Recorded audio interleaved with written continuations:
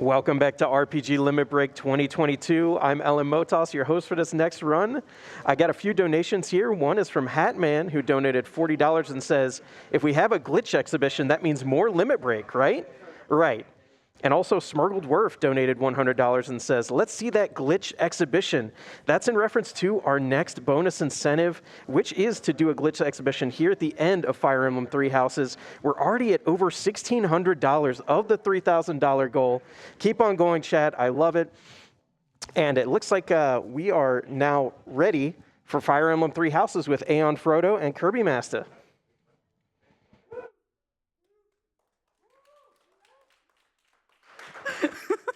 Physics are happening. Physics are happening. Welcome, Limit Break viewers, to what is a normal sighting of Fire Emblem Three Houses, the most quality programmed game in the history of the Nintendo Switch's library. Wait, so can you tell me who this man's name is? Ferdinand von Aegir. Fernando von Aegir. Ferdinand von Aegir, nice. Wait, I might be able to get to that screen really quickly too, so we can both have Ferdinand von Aegir. Well, in both Japanese and English, that'll be great. Oh yeah, I have English right now. So how are you doing on the voice acting incentive, by the way? Because that's the first thing we need to set. Well, it looks like with $115, Japanese is winning that bid war. All right, so we are setting the voice to Japanese right after I play this line in English for 1 second. Hopefully, Kirby's audio is there. All right, cool. All right, so I'm Kirby. This is AeonFrodo. Hi. And we are both racing Three Houses, and this is the latest mainline Fire Emblem game in the entry series, and released on the Switch. And this is a game where you get to pick between 3 different houses: Blue Lions, Black Eagles, and Golden Deer, and you follow their story throughout. There's also a fourth route that no one really likes, but yeah, we don't talk about it. There's a reason it wasn't an incentive, but so it looks like Japanese won. So Aeon and I will both be setting our Japanese to. I already said it, so. Language Japanese. I did not, so. Yep. You can tell I'm very prepared. And for commentary, I'm Alec47. I'm here. Yep. And so technically, we start timing and on. Joining us remotely. We have and also on remote commentary, we've got Tasmania Jones, so I'm another Three Houses runner. Mm-hmm. Yeah, so me and I'm here all the way from from Australia. Yeah, we're both Australian, so it's kind of cool having another Australian Three Houses runner here. Yeah, like I'm just kind of surrounded by Australian runners, and I'm like, how do we sync time zones? I don't know. All right, so we technically start timing on Connect to Network and Play Online, but then I think we'll just start timing after we do the naming incentive. I think that's reasonable. Yeah. Oh, do we need to know the house already? Oh yeah, we do need to know the house. So why don't we close out the house? Yeah. All right, because that actually matters. Yeah. So which house are we running today? Okay, so it looks like with a $496, Blue Lions has finally become the winner. Let's go! First time in a major event. This is the first time we're in a major event, and you will not regret it. Okay. I was so close to sniping it last minute just to break your heart. Which house? So yeah, we're running Blue Lions. We'll start timing after the name because we also need to kind of decide on that, and we'll just go in really quickly. So Byleth is the main character of this game. And he or she, you can change their gender. It's kind of the avatar that we're going to be controlling throughout the majority of the game. I'm going to be a guy because gender doesn't not matter in Blue Lions. And I'll be female. So, we can go have like a male Byleth versus female Byleth race. Yep. Okay, so what's... Oh, no, that is not correct. Yeah, so now we have the naming incentives, so we'll take the top 2 names. Then the top 2 names are Guts and Griffith. Awesome. Which G name do you want? I'll take Griffith. Or is it just capital first letter? Yeah. How do you spell it? Griff? It's like this? Yep. I think. Okay. Griffin is like, I thought it was with an N. Is it N? No, it's TH. TH, okay. Oh, okay, it's TH, okay. Okay, and Aeon has Guts, okay. So we'll start the timing when we hit yes here. I think that's reasonable. Yeah. So, all right, 3, 2, 1, go. Woo! I'm not used to timing like this because we normally start timing earlier, but whatever. So yeah, now we're entering the prologue of the game, and this is kind of the game being like, oh, this is how you play the game. We're gonna throw you right into a battle. All right. I don't know why my load took longer than yours, but whatever. Maybe I already loaded in the monastery. Maybe. Yeah, like I had to reload my game because of the voiceover language, but That's whatever. true as well, yeah. It's fine. So right off the bat, their goal is going to be to power level Byleth. as much as possible. Like in pretty much any speedrun Fire Emblem, you're going to be trying to make one character as strong as possible so that they can handle as much as possible, just for the sake of being fast. And in the first part, it's going to be Byleth. In the second part, it's going to be the House Lord. We'll get into that more later, exactly why and how that works. But here, they're moving Byleth forward just to take out the boss, get some experience, going and doing as much combat as possible off-screen, because, well, it's faster. I'm at risk of dying. I'm going to have to do an extra heal, I think. Yeah, I'm going to have to do that too. This is awkward. So, casual enjoyers of Fire Emblem may notice that they are moving at lightning pace. 3 houses for all of its joys and flaws and perks and everything. Like, this is the one nice thing about 3 houses is how quickly you can go through these turns. You don't really have to wait too terribly long. You pretty much only ever see what you are doing. Wow. How's your Byleth? I've got... Aeon is definitely getting better early level ups. I think I got 1 strength, 1 speed. Wow. So yeah, every time you level up, every stat has a chance of going up. For generally, it's going to be 45% for most relevant stats for Byleth. We want as much strength as possible in general. Speed is also relevant for the upcoming map coming, but it's not going to be as important later on. So how's your strength and speed? Mine's got his at 14 strength, 9 speed. I've got 16 strength, 11 speed. Wow! All right, so because Aeon has a blessed Byleth with at least 2 strength, 2 speed levels, she gets to do a faster strat for Chapter 1 at the very start. I have to do a slightly slower strat for the first 2 turns of Chapter 1. You'll see that difference coming up. Hopefully I remember it though, because it is a bit complicated. You have to remember 5 different There's a lot of different chapter variations. intros, yeah. Depending on Byleth's benchmarks. Kirby, have you considered getting strength? I did. That would be kind of okay. nice. Yeah. Yeah, this was a recent change that I found a few months earlier. So if it was mainly you used to go just straight to the boss on the prologue, but I found that getting more XP was better since it allows you to get more stats. And turns out if you hit 15 strength, 9 speed, then you can save a turn on chapter 1, the Blue Lions. Yeah, you can still save a turn with other benchmarks. So Kirby's 14 strength, 9 speed is still okay. You just have to do a few extra actions. Over time, stats tend to normalize, but the exceptions always stand out. So we'll see what we get. Exceptions, just watch Kirby's Twitter feed, and you'll learn just how often he is cursed. It helps that he has a lot of runs to draw from, because they are unlikely, but statistical inevitability is also a thing. The amount of times Kirby has come into my stream chat and Yay, is like, hey, Blue look at this Lions." unblessed Byleth. I'm just like, oh, come on. Blue Lions, let's go! So we've been pushing for Blue Lions for multiple reasons, because it's never been shown off in a major marathon, and we also get to show off Magic Dudu, which we'll explain that later. Yes. Dudu is a character who is normally an armored tank, so making him a magic user is pretty funny, and it is actually faster. I'm pretty sure he has just the absolute default bare minimum spells. Like 99% sure, so like no one should ever make him a mage, but... Yeah, don't make him a mage casually. I'm going to do a run-through with just Magic Dudu then. Solo Have fun with Magic that. to do. Yeah. So we're still kind of just going through a bunch of tutorial stuff, kind of the game being like, hey, so you have this calendar system, kind of like the Persona, and you can explore what the outfit monasteries. one? Oh yeah, we forgot. Um, We forgot to mention the outfit. At the last instance, Summerwear has defeated the Dancer Ensemble. Okay, so- we're taking top 2, so Summerwear and Dancer Ensemble? Yes. yeah, Okay. I'll be Summer. I'll be Dancer then. And just in time, we got a $25 donation from Like a Noob that says, I can't wait to see the gloriousness of Magic Dudu in this Blue Lions run. Put this towards the Glitz exhibition of the most stable game in the world, 3 houses.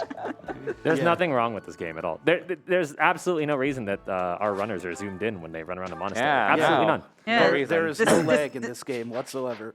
Yeah, this totally isn't GoldenEye. Yeah, so zooming in, say, the map's really laggy if you don't zoom in, and also, so they've talked to the house leader, which you have to do, but also have gone to the greenhouse since there'll be a feature where you can quick warp to a place, but you need to have explored a location before that. Also, So this you game need to explore the greenhouse. No one saw that. this game I came saw out that, 2019, by the way. Yeah, no, that's correct. Yeah, so AeonFrodo has a blessed Byleth, so she's going to be able to just do an auto battle charge in the first 2 turns. Excuse me, controller? Not Controller when my disconnected. controller decides to say no. Come on. Controller. Okay, we're good. Yeah. Thank you. My controller has been disconnecting like half an hour before the run was supposed to start here. So not much we can really do about it right now. Very weird. So I have to do a bit of a workaround for this strat to work out because my Byleth isn't as good as Aeon's. Not too big of a deal though. Again, still trying to just power level Byleth. Trying not to level up your Lord because later on they're going to be auto leveled and in such a way that will make Oh, them better. come on. It's happened again. Give me a second. Oh, Oh, there we go. Hi, I'm Keys. I'm here to commentate. Hi, Keys. hi, Keys. Oh my goodness, my buff is so strong. I don't know about mine. So I guess we'll see. Actually, I don't need to do anything here. So yeah, our objective in this map is to defeat every last one of them.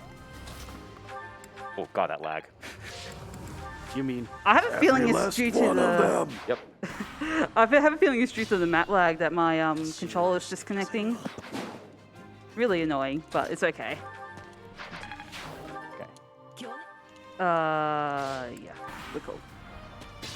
Right, then our side objective in this map is to get Byleth as much experience as possible because we Yeah. want Byleth to hit level 10. Not by the end of this map, but by the end of a grinding map later on. And the experience management can be pretty tight in some routes. Yeah. Not as tight in this route, but Especially the I guess older Golden Deer route. yeah. the goal is to certify as thief as soon as possible for stat boosts mostly, and also a little bit of mobility. Very good example we're making out of our teacher. I mean, students. We're making our teacher a thief. Imagine teaching your students how to be a thief. Hey, someone's gotta. Being a bad teacher is actually fast. Yes, unfortunately. That's the goal of the Which speed we will run. probably go into detail in this current chapter. Yeah. A little bit of detail, something like that. Okay. Yeah, so in the first map, it does run on casual mode, sort of. So if your students get defeated in the mock battle, they don't Mhm. vanish from your party. That's not true in the next chapter. Right. So like this game has 2 separate difficulty settings. There's the normal hard maddening difficulty, which is like the actual difficulty. I'm not sure if that's the right phrase for it. And then there's casual and classic mode, where in casual mode, if a unit dies, they don't actually die at all. They come back. And classic mode is the notorious permadeath. Although, and we're speedrunning on normal classic mode because that's fastest. And classic mode, there are a few maps, as Satamina Jones mentioned, where even if you're playing on classic mode, anyone being defeated doesn't actually die. All right, we have so many goal changes. Oh upcoming yeah, here. there's gonna be a With blue lot of lines, menuing coming up here. So this is the tutorial month. So the first week is the mandatory explore, where we just complete the 2 mandatory quests. And now we're going to the instruction phase where yeah, we can set goals, so that's skills that our students will learn. While we're running around the monastery here, I want to issue a challenge to the donators. I have a $15 donation here from Acid Fireboom, who says, Bernie Best Girl. I would like to see some donations with your favorite character from this game as this run continues. Everyone donate for Ash. I did not cash that donation because I was focusing on menuing. Oh, it just said Bernie Best Girl. You know, Fair. just cash. Okay, so the character you get for your lecture question is random, and you want it to be Dimitri, Annette, or Dudu. It saves time. Aeon got Dudu. I did not. So I'm going to be losing time to her later on. At least you didn't get Mercedes. Nope, I did not get Mercedes. At least no one got Mercedes. Like, you lose like So I almost think 20 that's, seconds yeah, so to get her. Because Mercedes... second week is Yeah. forced auxiliary battle. This is where we want to reach level 10. So we just I don't need only care. deploy Byleth and defeat every unit. Defeat every last one of them. Yes. Okay. But yeah, having a question for Mercedes also loads a net there, so it's a longer What load. is this Byleth? Loads are... I need more defense, but what is this Byleth? You need more defense. I'm at 7. You haven't even hit level 10 yet. I have now. Well, yeah.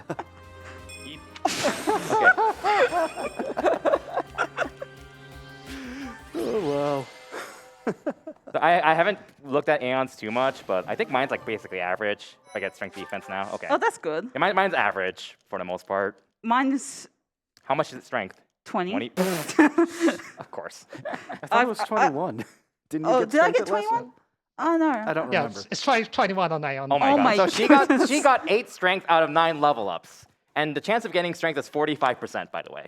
So that's about 8 heads out of 9 coin flips. That's so stupid. It's only a, Yeah, what so about now we're one coming in, up one to in the 512? third.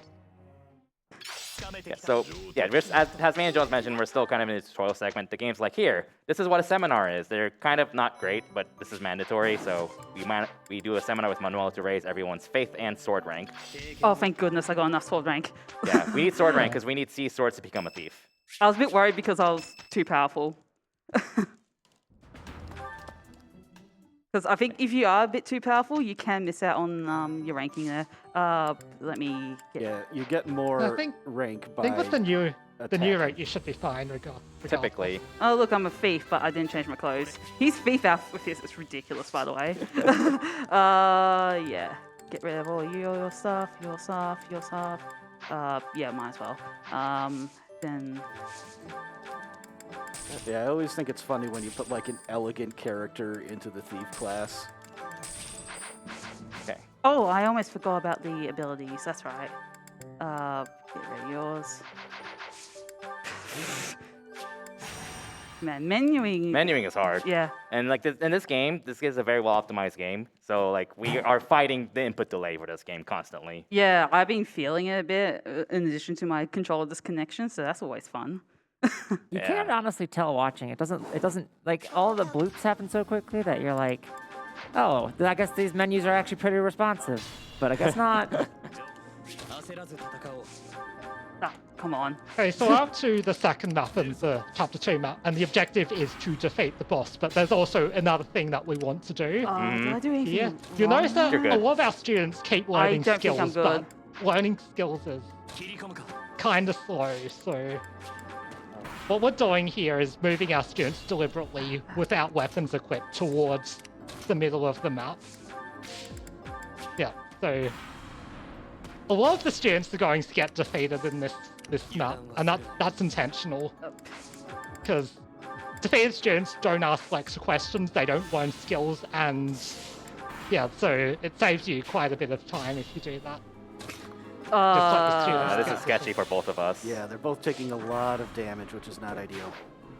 I think our defense in general is not fantastic. They've also been getting hit a lot. 9 defenses, yeah. That's average for her. Oh. Uh-oh. Mercedes, why are you? Why is she still alive? Because she's Mercedes. She's Mercedes. She's Yeah. Mercedes. You might be noticing a theme here. Okay, please crit. Nope. Okay. Okay, I'm This out is a here. little awkward for me. 'Cause I've been taking a lot of hits, so. Oh, you might have haven't moved Dimitri. Oh, jeez. Oh. Uh-oh. Oh, no. Oh, no. Too many archers. Yep, too many friends. Well, they're Too not many friends. Yeah, they're not exactly friends. Yeah, This is a good time to that's- mention now that that is the wrong word. starting from this chapter, there's a feature known as Divine Pulse, so if you make mistakes or bad things happen, you can rewind time up to 3 times per map. That being said, it's still really, go really back bad if to you the have to previous Divine page. Pulse, because Yeah. it's just massive time loss, as you can tell by me losing a lot of time. And as you like progress through the game, There we you go. get more divine pulses as well. Mm-hmm. I do like the tactical genius of those 3 soldiers there, though. Yeah, they were blocking me towards they the knew boss. what they They were knew what they were doing. doing. Yeah. Holy crap. They knew what they were doing. Somebody promote them. Promote them to sniper class. That would be so dangerous.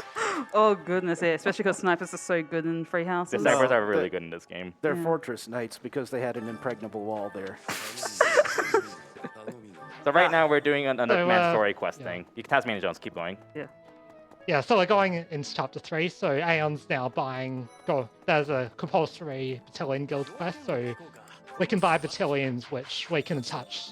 Each unit can equip a battalion, and these have various skills ranging from offensive area of effect skills that can be used a few times per map, or utility skills. So what we bought just now is the Saros Holy Monks Battalion, and that has a gambit called Stride that you can use 2 times per map. I'll explain what it is, what it does when we get up to the first use of it. Yeah, so in RPG terms, battalions are basically accessories that you can level up, basically. I would say they're also like buff and debuffs. Yeah. Well, not mainly Yeah, they buffs also in give this some- case. Yeah. Stats. Yeah. They also give some minor stat boosts as well. Yeah. Do we have time for a special guest donation? Oh dear. Sure, let's go for it. We have $100 from Grand Von Iyer, who says, Let's go. I'm so glad I got to be at RPG Limit Break this year once again. So nice to see so many of my speed friends again and be here for such a nice and comfy event and for such a good cause. Doing it again. Also, I am Ferdinand Von Iyer, and I want to see how my game gets glitched. Yeah, so I have quite a bit of a plan for the glitch exhibition. So I might have to. to do Need something buttons? here. Yep, my controller's doing things. Oh god, controller issues. You don't like to see it. Yeah, Fog of War map is... I think it's the laggy maps that are doing it. What is going on? Okay, there we go. Switch connections. Yeah. Nobody likes them. Like we were trying to play like Mario Party a few nights ago, and we spent like 15 minutes trying to pair a new Pro controller. It was not fun. Yeah, apologies for the issues. It happened like 30 minutes before we were scheduled to start this, so... Like you were fine for your future connector run yesterday. Yeah, So, I don't know. mean, I'm using a different controller for this, but it was fine throughout the entire week until just 30 minutes before this. I mean, tech issues. Yeah. That's why you should just be Galaxy Brain like me and play this entire game with Joy-Cons. Alright, so there's a mini boss here, and they're luring that dark mage out of the bushes there by going to a specific tile, and for whatever reason, it leaves the safe tile, making it much easier to kill on the next turn. And we do have to kill him because otherwise the boss of this map will not spawn. Most Literally map doesn't objectives spawn. is defeat boss. Most of them. You can get all the way there, no boss. Yeah. So we do have to lift the fucking kill this mage. The hot takes are starting to come in here. Oh, boy. Sunny Muffin donated $10 and says, Kranya is the best Three Houses character. Oh god. Ooh. Oh my goodness. So how strong is your buff? Mine 18 or 19, I think. Oh, mine's 23. So you are 1 away from the benchmark for chapter freaking what? 8. 8. Yeah. It's absolutely absurd, this bar lift. Reminder that this is chapter... This is chapter 3. Yeah. Yeah, And this Aeon's bar already at lift the is- benchmark for 6 chapters later. Yeah, almost, yeah. This bar is absolutely absurd. So one thing to note that we are using, so there are different weapon types in this game, and like pretty much anyone can use any weapon for the most part. We are using gauntlets, and they're really weak weapons, but they kind of have what we call the brave effect. What that means is that when you initiate an attack, you attack twice per hit, assuming you're fast enough. So they're really weak, but they're kind of our best form of early game damage because being able to attack 4 times in a row is really powerful early game. And with Violet just has a really good starting strength stat, relatively speaking, so she kind of overcomes that might issue of the low might issue of gauntlets. Thank you. Okay. So one thing we don't have to worry about this month is we don't have to worry about the choir with Black Eagles. Yeah, Black Eagles, you need to build up a support with Edelgard in order to unlock her route. Yeah. And like this choir Yeah, so practice. this month we don't really need to do anything in the monastery. Yeah. I know, Might but also mention, yeah, it's just like a what thing to skills, mention. yeah. Yeah. the goals we set all the way in Chapter 2. So Dimitri we set to Axe and Flying, since flying classes are really good, and the only flying class for male units is Wyvern Rider, so that requires Axe and Flying. Mhm. The Jew we set to Faith and Heavy Armor, so Faith gives some supportive skills, and Heavy Armor will gives a skill called Smite, which moves the unit by 2 spaces. And you'll see that used You in won't get chapter 9. until later. And we set Annette to Faith and Authority, so again, supportive skills, and Authority allows you to use better battalions. Yeah, the battalions are the kind of So one this thing is our where like, first instance of the Stride Gambit. oh, there we go, so- Sir Stride, yeah. Yeah. Zoom. So it's +5 move for 1 turn. And like that's pretty Or- broken, and you can do it to up to 13 units, by the way. It's an area of effect. Oh my goodness. What the heck is that pilot? Excuse me? Yeah. So this map, we just need to defeat the boss, and Stride allows us to get to the boss before any reinforcements spawn. Yeah, like she basically just skipped half the map with Stride. If you missed it, you can watch my screen because Aeon's about to enter a load screen anyways. Yeah. You wouldn't say crap to this Byleth. He's jacked. Don't mess with this pilot. Yeah, also Kirby's battalion broke. Battalions have endurance, and Yeah. it decreases every time you take damage. Oh, that happened in Mine broke. chapter Chapter 2. In chapter 3. Oh, chapter 3. Because Oh. I just took way too much damage chapter 2. I mean, mine's fine. 20 strength is still solid. Yeah, The that's still defense really is still, 9 defense is just, though. It's just mine's ridiculous. Like, mine's good. Yours Yeah. is just ridiculous. Yeah. I do want to mention real quick that we're now only $1,000 away from that glitch exhibition, thanks to donations like this $25 from Anonymous, who just says, "I love this game." We all love this game. We all love this Pretty game, good. despite all its hilarious flaws. Yep.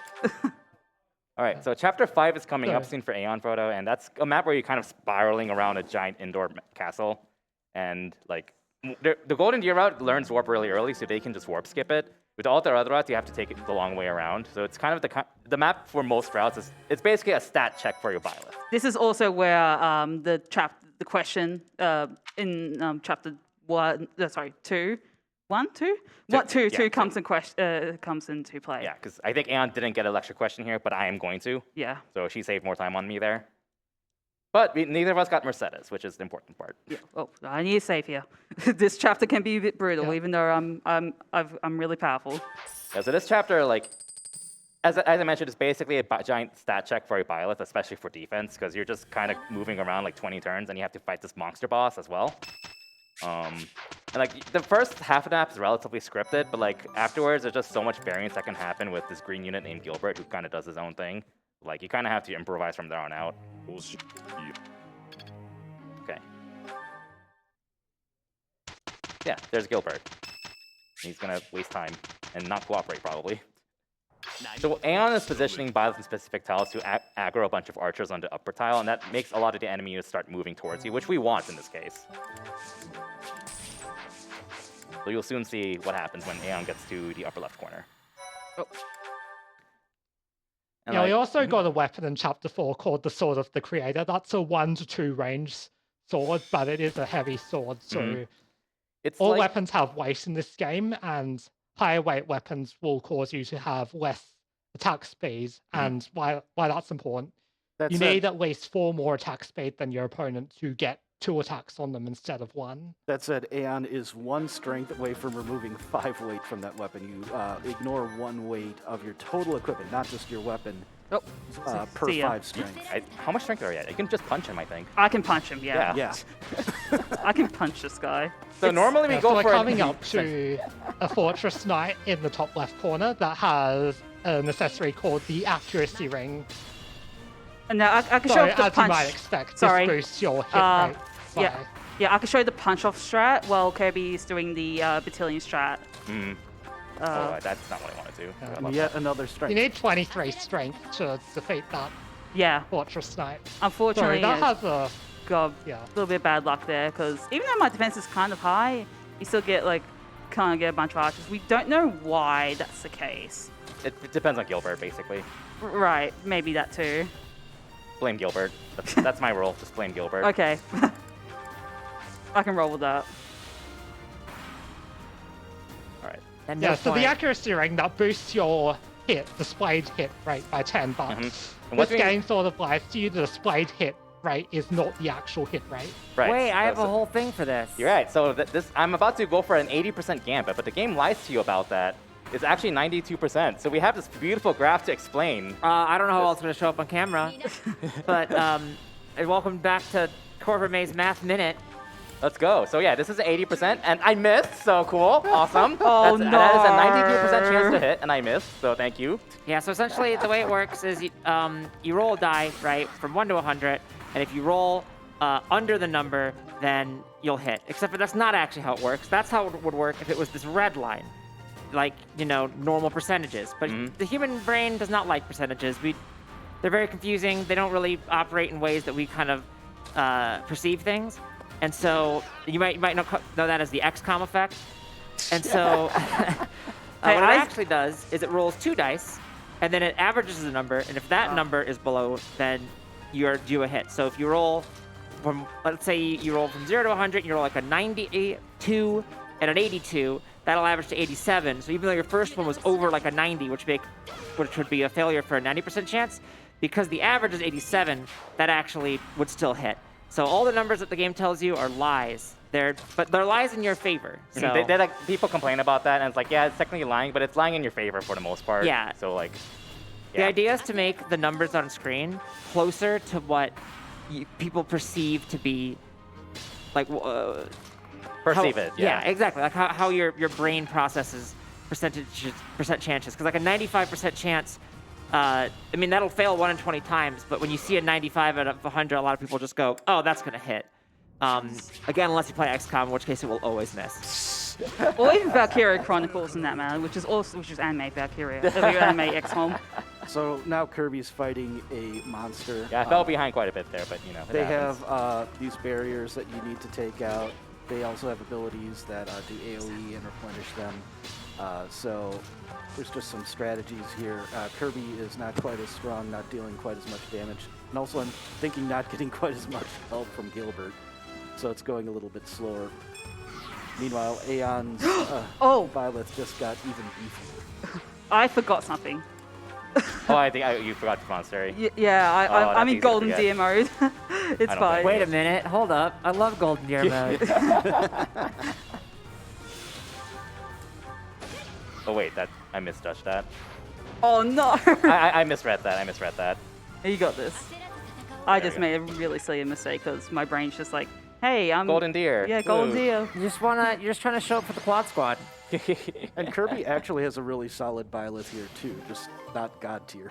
Yeah, like I think I'm at what 21 strength. That was the strength that Aeon's had back in Chapter 2. Oh my god. I think mine's like 1 below average at this point, maybe on average. But yeah, so this next map takes a bit of explaining to do. Yeah. And, yeah, go for it. Yeah, go for it, Tasmania. Yeah, so Aeon's just went into just explored the monastery this map and recruited a unit called Shamir. So to recruit Shamir, you need to be level 15. So Shamir is a sniper at level 11, so that's an advanced class. So snipers have +1 range with bow attacks, but she also has a combat art called Curve Shot, which gives +1 range. So for this map, the objective is either defeat the Death Knight that's in the room in the center, or defeat all other enemies except the Death Knight, and obviously defeating the Death Knight's faster. Unfortunately, we don't have the resources with Byleth to defeat the Death Knight quickly, but Shamir can do it since there's a space that's 4 spaces away that she can attack from. So first thing we need to do here is Annette needs to use Rally Strength, so that gives Shamir +4 Oh strength. no! Oh, And that is you need to not unfortunate. get There's an crit by 18% chance. 20%, Yeah, it's 18% chance for Shamir to get critted, which just happened. Yeah, so Rally Strength gives Shamir an additional damage. That's not That's correct. Yeah. Yeah, cool. Very important. Magic to do! Let me show this off. Then, yeah. So we use the to-do learned recover All right. this chapter, and we use it to heal Shamir. So recover heals 30 HP regardless of what your magic stat is. So you might think Mercedes might be a good healer, but she only learns physics. Why? That doesn't heal as much. Yeah, Mercedes is So, among like the higher tier players of this game. Mercedes is considered one of the weakest I'm going to healers. punch this archer. Oh yeah, this is why you don't want to get crit on turn 1 because you just the turn you comes need to rally. behind. Yeah. This is really bad. You need rally strength on both turns, yeah. No, well, I have, but it's just like I'm getting bodied. Because even if I had rally strength, I would have died. Oh, let's see. Yeah. Yeah, that's Yeah, that's also chapter 6 the for you. second thing that Rally Strength does Yeah. is it increases Shamir's attack speed enough so that she doesn't get double attacks. Yeah. Okay. That was very close to me having to reset the chapter. Because I ran out Divine Pulses there. So yeah, there. What happened to me too?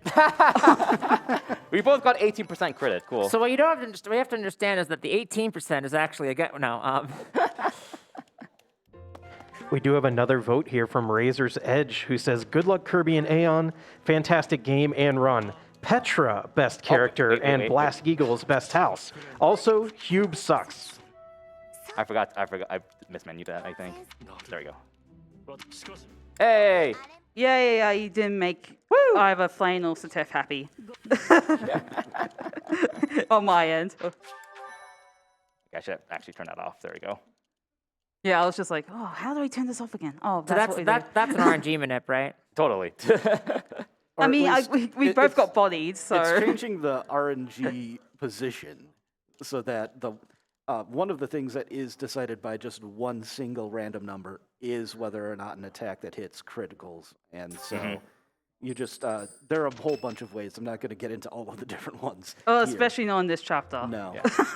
Like, the too long don't read version is that when you undo things with Divine Pulse, the RNG is still the same. So if you get crit, you undo that, and you do the same thing, you'll get crit again. But you can use that knowledge to your advantage in some cases. So. But sometimes when things go wrong, we just have to undo it and try to do what we call RN burns, meaning burn random numbers and try to get a different outcome. So this is Flame. She's joining, and that's convenient because at one point in the run, we're going to be getting a dancer unit. We'll talk about what dancers do later, and which dancer is the best determines. It's determined in part on where they are in the monastery. That's the level of how much we care which particular unit is the dancer. Chapter 7 is coming up, and that is certainly a map. That is Sunny Muffin's favorite map. Thanks, Sunny. I thought it was everyone's favorite map. Unless you're a speedrunner, then it's your least favorite. Yeah, so Chapter 7 is a three-way battle with the other two houses, and the objective is to defeat all the enemies on there. On that. And you don't get any church units, so we can't deploy Shamir on this map since she's a staff member. She would be so broken because her stats are ridiculous at this point. Just imagine just Shamir just rocking up and destroying everyone. Yeah, so our opening is mainly to defeat the enemies around the blister at the center.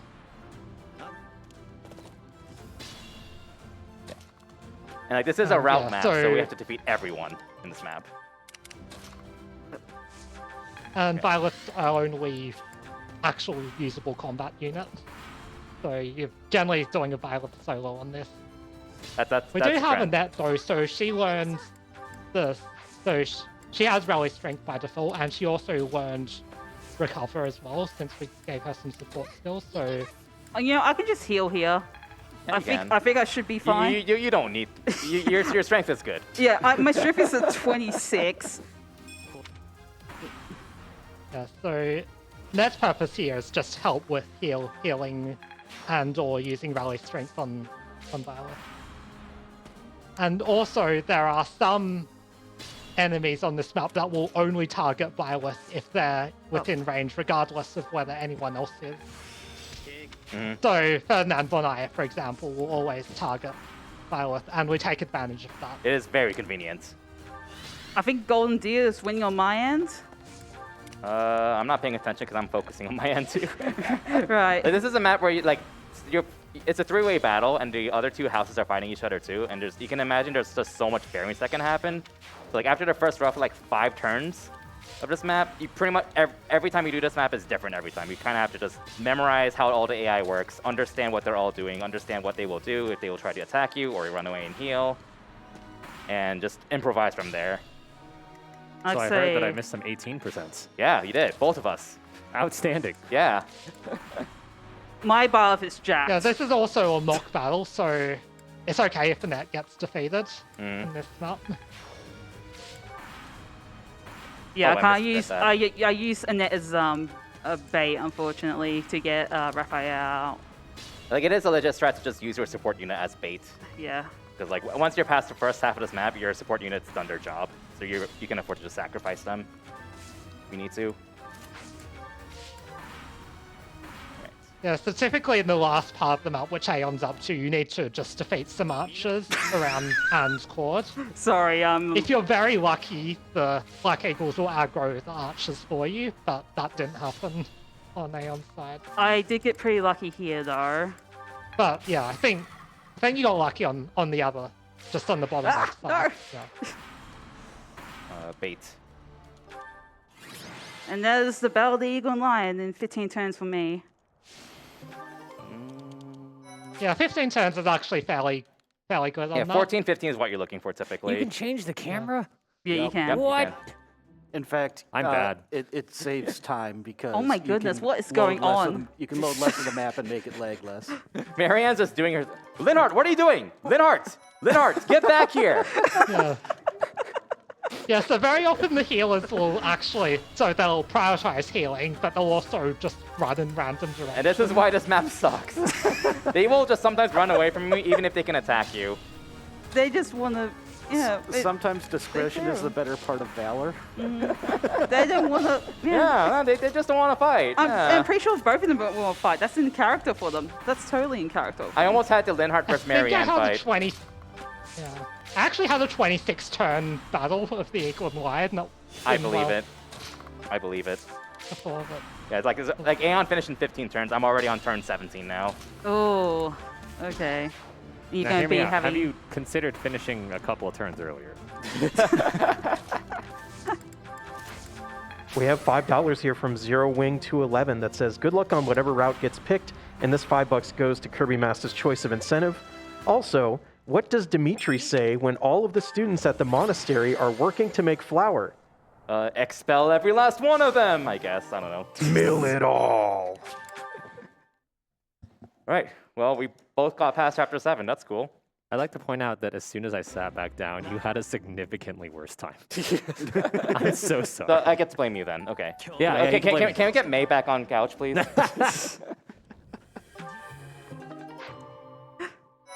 Then again, we both got the 18%. So. And we both did get 18% in. That was May's fault. Yeah, that's worse. Yeah, okay, so we can blame May for that. Heck May. Okay, so we're up to chapter 8 now. So this is where the game gets a little more serious with its story. And also we get some upgrades to weapons and battalions. Mm-hmm. No, I want that. Thank you. Right.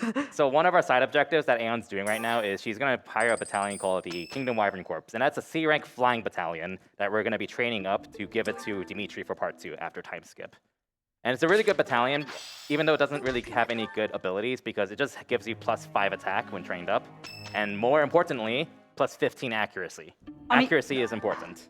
I'm wondering why I'm doing this strat, because I technically don't need it. You don't. you have like 27 strength already. I technically don't need this, but I'm... Sure, just rub it in. Thanks. Just rub it in my face. I have to buy the Armor Slayer, because I'm not even at 24 strength. Oh no, I'm sorry. Wow. You need 24 strength to defeat that armored knight that was blocking the way to the boss. She's at If 27. you I'm don't at 23. get that, you need to buy an armor slayer or hope you crit. Just crit Lamau. Yeah, why aren't you just critting, Kirby? Yeah, aren't all Where's of time your- loss? Aren't all of your Unbelievable. Fire Emblem runs manipulated anyway? I mean, kind of. If something goes wrong, you manipulate, kind of. We're exposing Kirby for a fraud. He can't RNG manip, so he's struggling. Thanks. So Aeon's now coming up to chapter 9, which is the Dance a month. month where there's a Ooh. dance competition. And that's going to be very important for us. Yeah, this is also a pretty fun month too. Also, it's our birthday. So Happy birthday. Happy birthday. Happy birthday, Guts. Happy birthday, Keizaron. Oh, thanks. Please not here, too. I beg of you.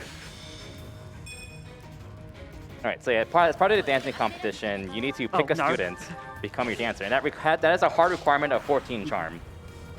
Contrary to if you have 13 charm or less, people kind of think you have a chance of winning. No, it's a hard requirement. You need 14 charm to win. Yeah, I believe you tested that out extensively. Yeah, me and Parabolico, who is like a modder of the game, tested it, and if you have 13 charm or less, you will always lose. So you need 14 charm, and conveniently enough, Lane, the church unit we got for free last map, she joins with 14 charm, conveniently. That's cool. So we're recruiting Manuela mainly because she's going to be our warp user. We don't have a warp user in the Blue Lions right away, so she's going to be it, really. I also have to change goals here, which is very important. I might have to use energy drop on Byleth at this rate. Oh no. Every Oh, time I watch no. you level up, I stare at strength and only strength and see nothing go up, and I get a little bit of like a tiny joy, because heck you, Kirby. Thanks. I appreciate the love. Yeah, Of course. So, yeah, finds a fair way out in the cathedral, but she's probably the only reasonable choice we have. I mean, there was an older route which used Mercedes, but that requires you to get a charm like in chapter. I was very vocal about my dislike for that route, and I spent an entire week while practicing for this run, learning the Mercedes route, and learning it doesn't even really take time. Big nuts! Big nuts! Let's go! Big nuts! Yay! So yeah, Aeon gets to take a break while watching everyone dance. So for those not as familiar with the series, there's usually someone called like a dancer in Fire Emblem, and those allow you to make another unit move again. That is very powerful, because you can, for example, stack it up with Stride and make a Strided Byleth move again in the same turn, and just noom across like 20 tiles in one turn. I like both Ignatz and Dorothea, so I don't mind Dorothea getting a vote there. Oh, Ignatz. Oh, Ignatz. Oh, My favorite nerd that Keizaron killed in his playthrough. It wasn't on purpose. It really wasn't. Sure. All right, so Aeon's coming up to a map where a route map, which again requires defeating every enemy unit on the map. And there are 4 monsters you have to defeat. We didn't go too into detail about how the monsters work, but they have multiple health bars. They're designed for you to take them on with multiple units. Spoiler alert, we're using very few units for combat, so that's a bit of a problem, but you know. Reclass, yeah. We don't automatically get the reclass to Dancer, which is pretty weird. Yeah. But, yeah. Like a lot of people casually like unlock the Dancer class and they didn't realize they had to like actually change their character to a Dancer, because the game doesn't really tell you. Yeah, it's yeah. Still something to point out. So yeah, so you must manually reclass your character to a Dancer once they become certified. Yeah. So let's see if Kirby gets some funny characters here for the dance. Oh, contest. yeah. Coming up soon. I probably should focus on my game though. I am not used to Japanese voices. I don't mind it, I'm just not used to it. I don't mind it either. I'm not used to it either. Right. What are we getting? Let's go! To defeat 4 monsters, so we can use Shamir to take care of the bottom left monster. No, I So need she you. used a gambit, and secondary effect of gambits is they always cause. They always break barriers, If basically. they succeed, then they always cause you to get targeted, and we want the monster to go after Shamir so she can counterattack it instead of going after the student.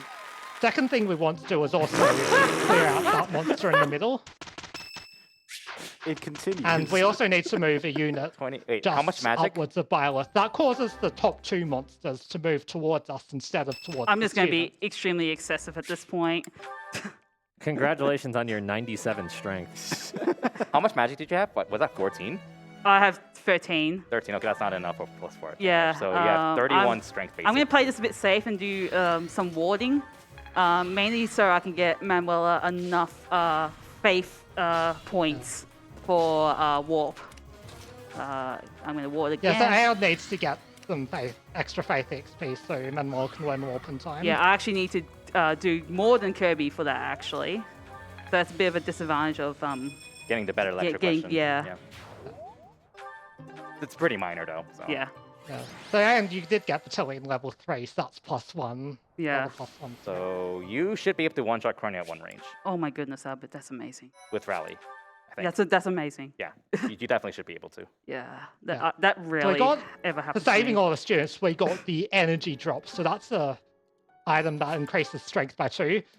However, yeah, so Yeah. after the map, yeah, your father, Geralt, gets killed Oh, at the spoilers. end of the map. Oh wait, I need. I mean, he's a Fire Emblem dad. Crit. It's kind of not surprising considering the series itself. Yeah, so a lot of the routing that we have with our other students for support is pretty much just based around Kronia, because this next map Aeon's coming up to. Yeah, that sums it up. Kronia is very dodgy. Yeah, so she has Keen Intuition, which is +30 avoid at range. So I'd be like, huh, okay, why don't we just kill her at 1 range instead? Oh, she takes 3 less damage at 1 range. Cool, thanks.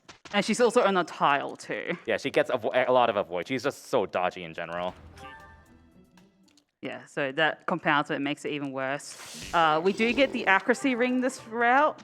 We don't in the golden deer route, so it makes Kronya even scarier if we're doing the golden deer route. But this is like probably the easiest route to defeat Kronya, and mainly because we have so many tools to beat her, especially in that, and that's kind of a big deal in this route. Well, especially for this chapter. Oh, what happened? Oh, she might die. She might die again. Yeah. Oh no. Yeah, that really sucks because when Shamir dies in chapter 9, it makes the chapter much more difficult to deal with. Like that then. It's just a lot of bad luck on Kirby's end, unfortunately. That happens. Yeah. No, I don't want to rally you. You're not strong enough. Okay, we're good. You'll be strong soon, I promise. Hey, you got a strength. I got a strength. Let's go. I messed up the order. I That's think okay. you've just got, Kirby, you've just got enough stats now. Oh my goodness. 23-15, I think. Oh, nice crit. I'm just gonna cheer every time I see +1 strength on Kirby's screen from now on because it's such a rare occurrence that it's like seeing You're Bigfoot. too over. You have no idea how hard it is for Violet to like kill Kronya at one range. Like the benchmarks are really high, and she Yeah, so overshot on by Aeon 2. side, so there's a few things we use. So rally strength to give us enough strength to defeat Kronya in one round. And we also use smite so that Violet can get in one range. We're also going to see a second use of smite here to get our dancer into range as well. Yeah, because this is like a so this is technically 2-phase fight, but we're still on the same turn, so we get this what do you call it, the stride effect still. You keep Side it, yeah. effect, Yeah. Get that twice. So it's pretty cool. So now Byleth is their mastery class. Yeah, it's a really good class for a class you get for free. Like Violet's personal skill just got updated to deal +2 damage. She got Sword Fair, which is +5 damage with swords, and it also just gives her +2 strength in general, so that's +9 damage in general. And her Sword of the Creator got upgraded to the Sublime Creator Sword, which goes from 7 might to 15 might. And repaired. And repaired. So you basically just got a 19 damage buff. Also, Aeon has 5 million strength, so it's basically like 900 damage per swing at this point in time. Basically, this buff has literally turned Super Saiyan. Yeah, she has pretty much gone Super Saiyan. But we haven't heard from Motas here for a bit, so since we have a moment. Oh, just wait a minute, hold on. This might be funny in case if Oh yeah, true. Okay. Okay, I have enough stats. Okay, so if I didn't have enough stats, I will get like boosted up to the stat levels that I need. Yeah, it tends to happen if you're lower and then 12 defense, and defense is one of Violet's weaker growths. It's 35% chance per level, so. Okay, now's a good time. Okay, we've got $100 here from Pinkwat who says, let's get him Aeon. We also have $50 from Sanjin who says, hello, Piplup. Hello, Piplup. I don't remember that Fire Emblem character, but... Has as much strength as Kirby. I should do exactly 35 damage He's hoping. at range. So I can't even punch her because my strength sucks. Oh no. I have to Ruptured Heaven, which is like 90% chance, I think, around. Which sounds high, but if you're speedrun Fire Emblem, that's not that high. I had 100%. I'm not sure if that 35, makes you feel 80. better. Okay, we got it. Okay, good. Yeah. And we're not quite halfway through this run so far, and we have only a little bit over $900 left to see that glitch exhibition. Make a push for it. We got it. I have a lot in store for that, by the way. So. All right. So in Aeon's So chapter 11 is a defeat boss map. Mm-hmm.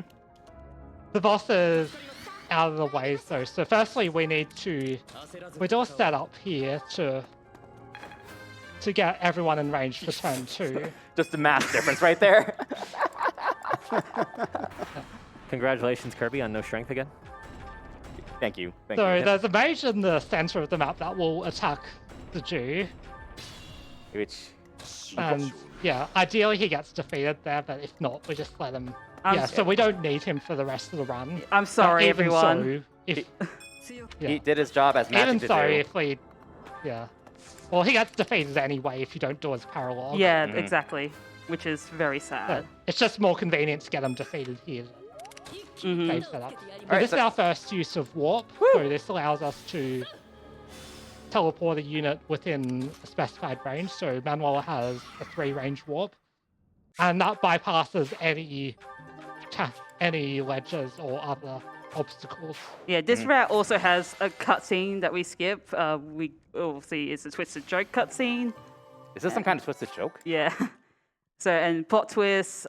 We'll see her anyway. Yeah, we're gonna like defeat her like 5 times. Yeah. Not even joking. Yeah. That the Flame Emperor's Eligard and Dimitri snaps.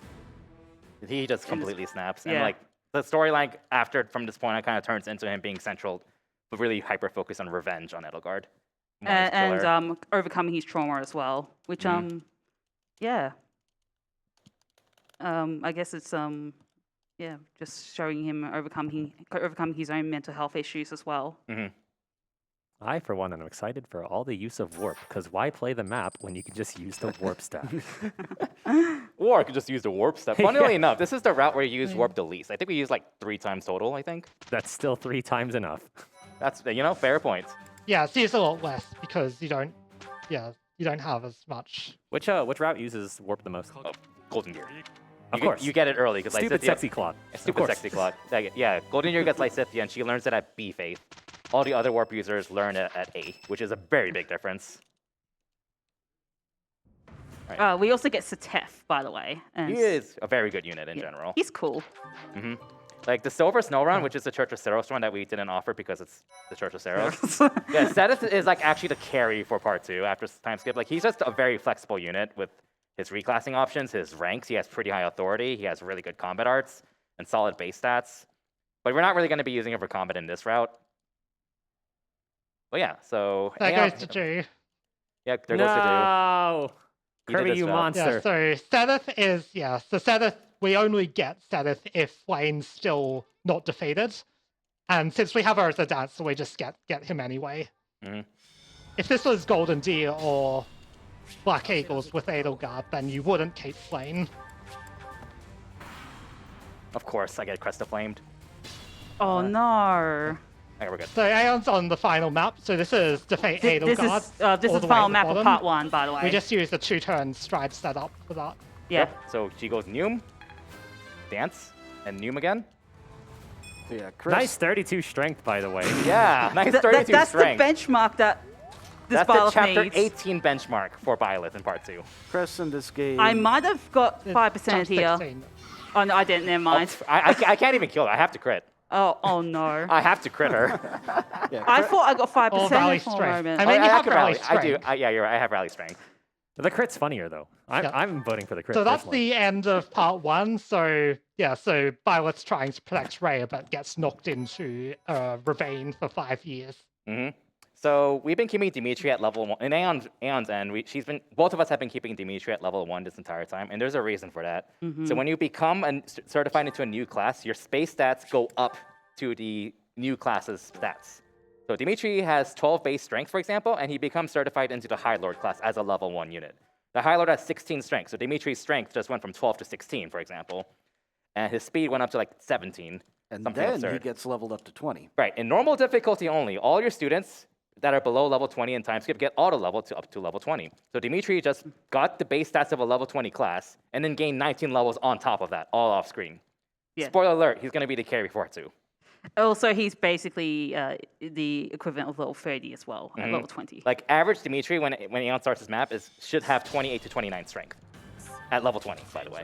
That's how broken this is. Yeah, also Dimitri has one of the highest strength rates in the game, so it's 60% at base, but he'll be in classes that increase that by another 10%. Yeah, so same chance as Pokemon Thunder. Oh, that's what I want to hear. Okay. That dexterity is terrible. That dex is Oh. really Oh. bad. Well, I mean, he's wearing an eye patch. You can't count on him to see. Fair point. That's That's a fair true. point. So the dex stat, so that increases our hit, our displayed hit by 1 point for physical attacks.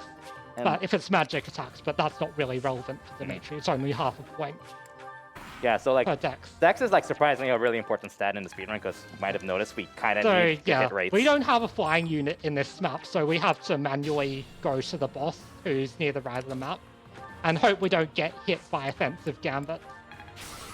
Although for those of you who are on Team Close Race, that might be potentially a good thing because, well, Aeon may have to deal with some reliability issues with Yeah. that dex. We do have a $100 donation here from Kuroi Tsubasa Tenshi, who says they're bribing the RNG gods to give Kirby strength. If not, I'll settle for glitches. Yeah, you don't want to miss a glitch exhibition. We've got I've shown some people here except Keizaron some fun stuff. And you get to see Keizaron play some 3 houses at the end of the glitch exhibition. You sure do. Yep. I got unlucky, so. So this is a 50-50. You have to kill the Yeah. boss twice, and after you kill him the first time, he either spawns to the bottom or to the top. Top is way faster for Blue Lions, but she got bottom, unfortunately for her. Fortunately for me, I'm cheering for Aeon. I hope you miss him as much as possible. I'm getting some dex levels, though, so that's nice. Dimitri seems fine otherwise, honestly. Yeah. So.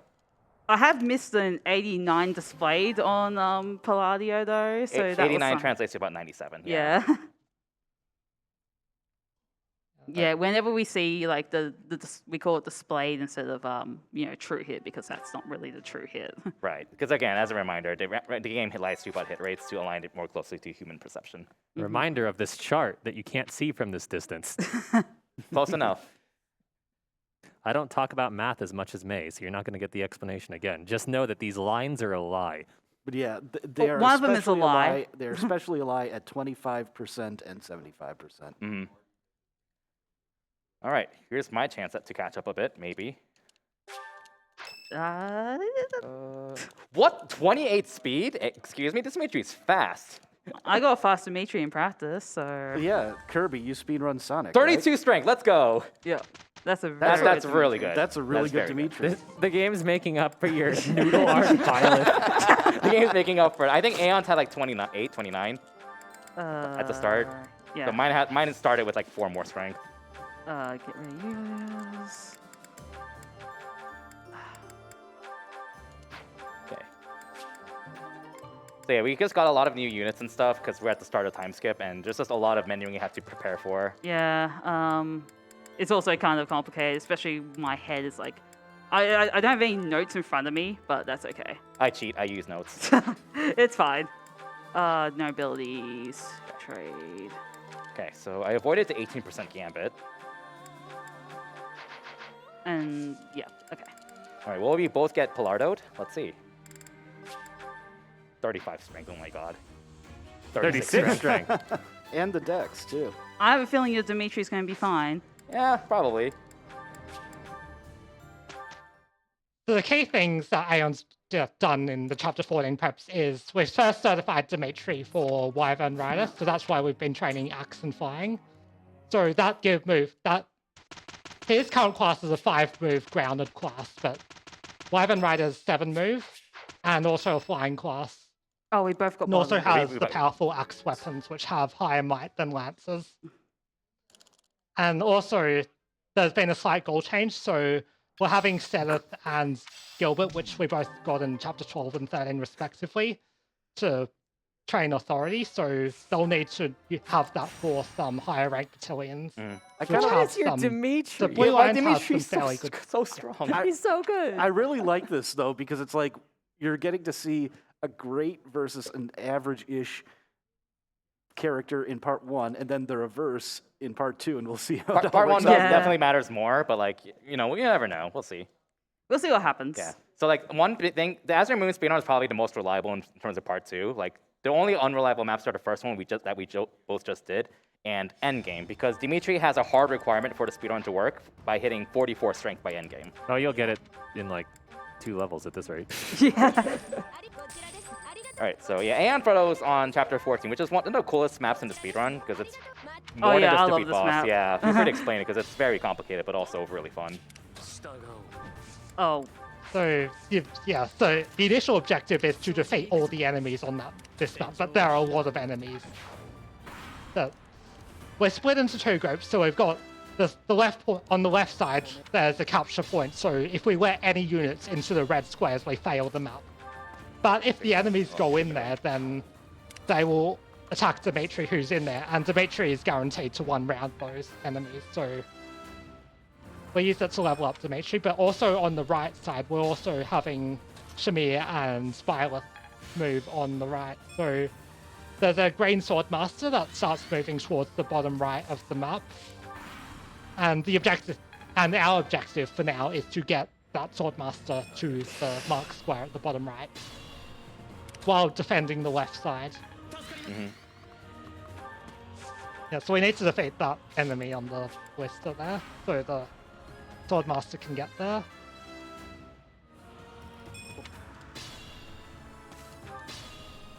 So Yeah, so now that the Swordmaster reached the destination, the map's on fire. That causes the reinforcements to stop and the enemies to start retreating. We still need to protect the left side for now, but now that we're in range of the boss, the objective actually changes to defeat the boss now, since the map's on fire and we're within range. Okay, good. How important is So Violet's yeah, the stats boss now will at this attack point? us, but we can counter and defeat Randolph. Violet's stats are relevant for round. 2 maps, basically, and that's Okay. it. So, like, ideally, she hits 32 strength, and if she does, then she can keep her current battalion. Sure. But if she's lower, then she has to swap to a stronger battalion, which costs time because it's extra menuing, and also more battalion level ups. Oh, okay. But it's not that big of a deal. So, Yeah. Yeah. So level ups are somewhat good since we get more stats, but also bad if we don't need them, since every level up costs around 4 to 5 seconds.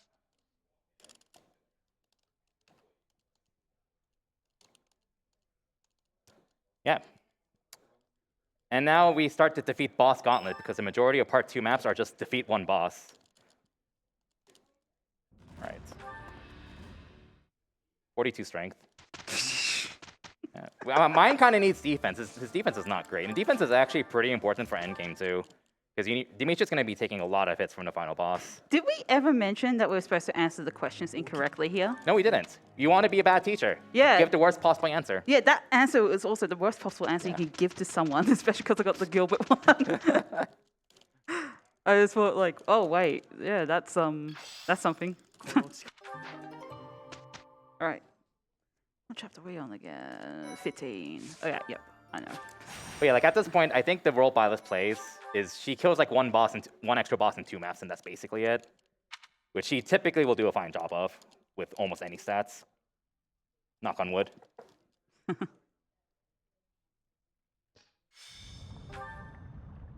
Well, might stop getting strength.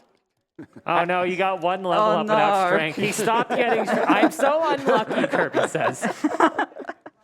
All right, but yeah, we have a few donations. We have a little bit of time for a few donations, I think. And also remember that there's a glitch exhibition for 3 houses that we want to meet by the end of this run. You get to see Keizaron play some 3 houses. Exactly so. We have a $20 donation from Katsy Reggie, who says, "Did someone say glitch exhibition? Count me in. Also, good luck to Kirby and Frodo for this, and to Keizaron Etchy for the next race." The race is in quotations. Now, okay, if we reach the glitched exhibition for this, everyone should immediately start donating for the Sobble route for sword, because otherwise, race isn't even a word. Is that Gene Crouch? We also have a $100 donation here from Alexa LaFay, who says, "Hello, lovelies. I realized a bit too late to watch any runs that RPGLB was going on. The importance of organizations like NAMI and this event has been on my mind a lot lately, and I wanted to make sure to get my donation in. So much love to all the runners, donators, volunteers, and organizers making this event happen. And stay safe, stay sound, and stay speedy, my loves." Woo! Oh yeah, by the way, a map just happened in Aeon's End. She just popped the I boss. blinked and it was done. Yeah, get used to that. That's the Yeah, power most of... maps do a stride setup and stride and dance setup and defeat the boss. I do want to point out it's a bit 16's weird. a little more interesting though. I do want to point out it's a bit weird to go from like dismount and then mounting in the next turn, and then you have to move again because you have to deselect Dimitri. It's So a little it's a awkward. bit weird, yeah, that sort of movement, but it is like a sort of a thing. Like, mounts are just really broken in this game casually, both literally because this game is a giant bug, and also broken gameplay-wise. Because like the weakness of flyers is that Wait, they... a giant bug. Are we playing Hollow Knight right now? But yeah, the weakness of flyers in most Fire Emblem games is that they're weak to bows, but you can just dismount your flyer and that weakness is gone. I was going to say, no, this is a bit too fast, but then, no, there's all the loading and lag, so... We have all the time in the world. Yeah. Yeah, so Dimitri just changed to Great Lord on Aeon's side. That's a 6-move infantry class, but we like It's flying. slow. We like it's flying. not flying. I should mention, Basically, This is the he map demoted. where Yeah. I should mention that we have only a little bit over $800 to go to get that Glitz exhibition, but we're getting into the second half of the game here pretty deep. So get those donations in now if you want to see it. Yeah, these next two chapters are going to go pretty quick. Yeah, Keys, if you missed the map, you can see it again. On my Oh, end. excellent. Okay, I'm paying attention. Okay, cool. I have a lot to remember on this map though. I'm going to buy several battalions that are going to be, some are going to be useful for endgame, and some are going to be just nice to have. Good map. Oh, good map. Good Yeah, map. good map. Good answer. Good answer. I mean, she did that like 2 minutes ago, but yeah. It's all good. Yeah, so we're calling utility gambits, so we're saying stride, but we're going to see at least three more useful gambits. So we're going to buy battalions that have these gambits. So first one of those is Blue Line Dancers that has a battalion called Dance of the Goddess. So that's the main one we're going to see in this map. So if you thought dancing for one unit was broken, then yeah. We'll let this map explain Yeah. itself. Yeah. AoE dance. Yeah, And so you it's can another- you can use, yeah, you so can use that for your this map dancer. we need to defeat three bosses on this map. Yep. This is a more complicated map because you have to defeat 3 bosses. Technically 4, but one of them's just not going to spawn because she's going to clear it too quickly.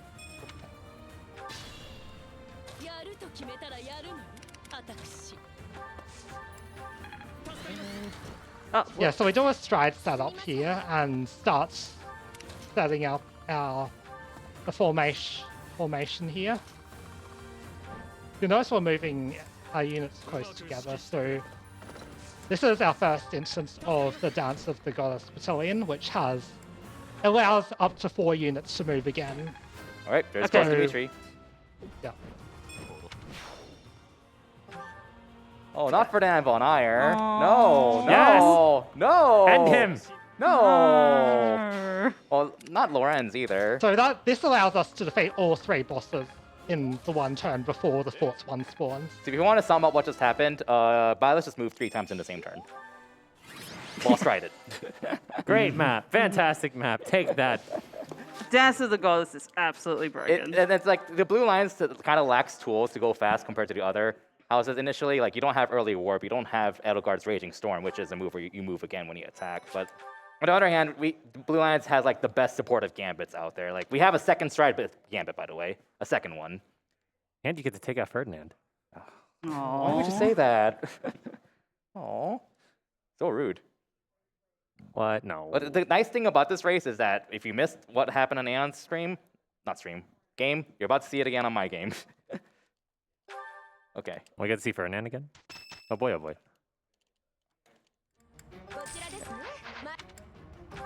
Yeah, so we also bought the battalion with the Blessing Gambit on the net, and also another Stride battalion for Gilbert. Mm-hmm. In addition to that Dance of the Goddess battalion. Okay. I have a feeling Annette kind of loads a bit longer there because Mercedes is supposed to be with her, and we know how we feel about Mercedes in this here. We don't talk about that. Yeah. Yeah, we don't like Mercedes in the speed run. Not in any we don't. house. Yeah. Even in our own house. Mm. I love her casually though. She's great. Okay, donations. Just, you know what? If you have a favorite character, I want you to donate with your. Exactly so. Good job. Good job.